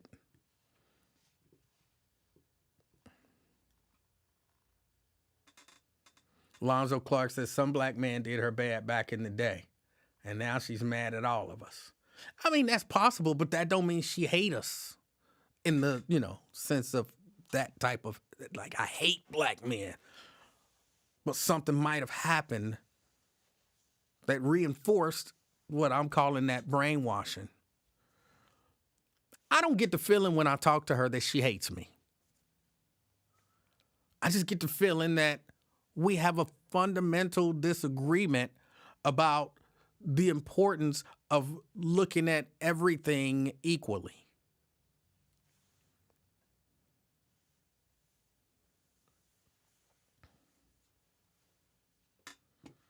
Yeah, I got to get ready. I got to get out of here. That was Mrs. Livingston calling, and I had to call her back about something. I appreciate y'all hanging out with me, being patient and sticking with me through everything and, even just through today. I want everybody to, well, I was about to say get out and enjoy, but it's almost dark. I want everybody to enjoy the rest of your evening, all right? And if you interact with anyone else today, some people live alone and, they're not going to interact with anybody else. Okay. If you interact with anybody else today, be the reason that they smile. Until next time, I'm out, y'all. Peace.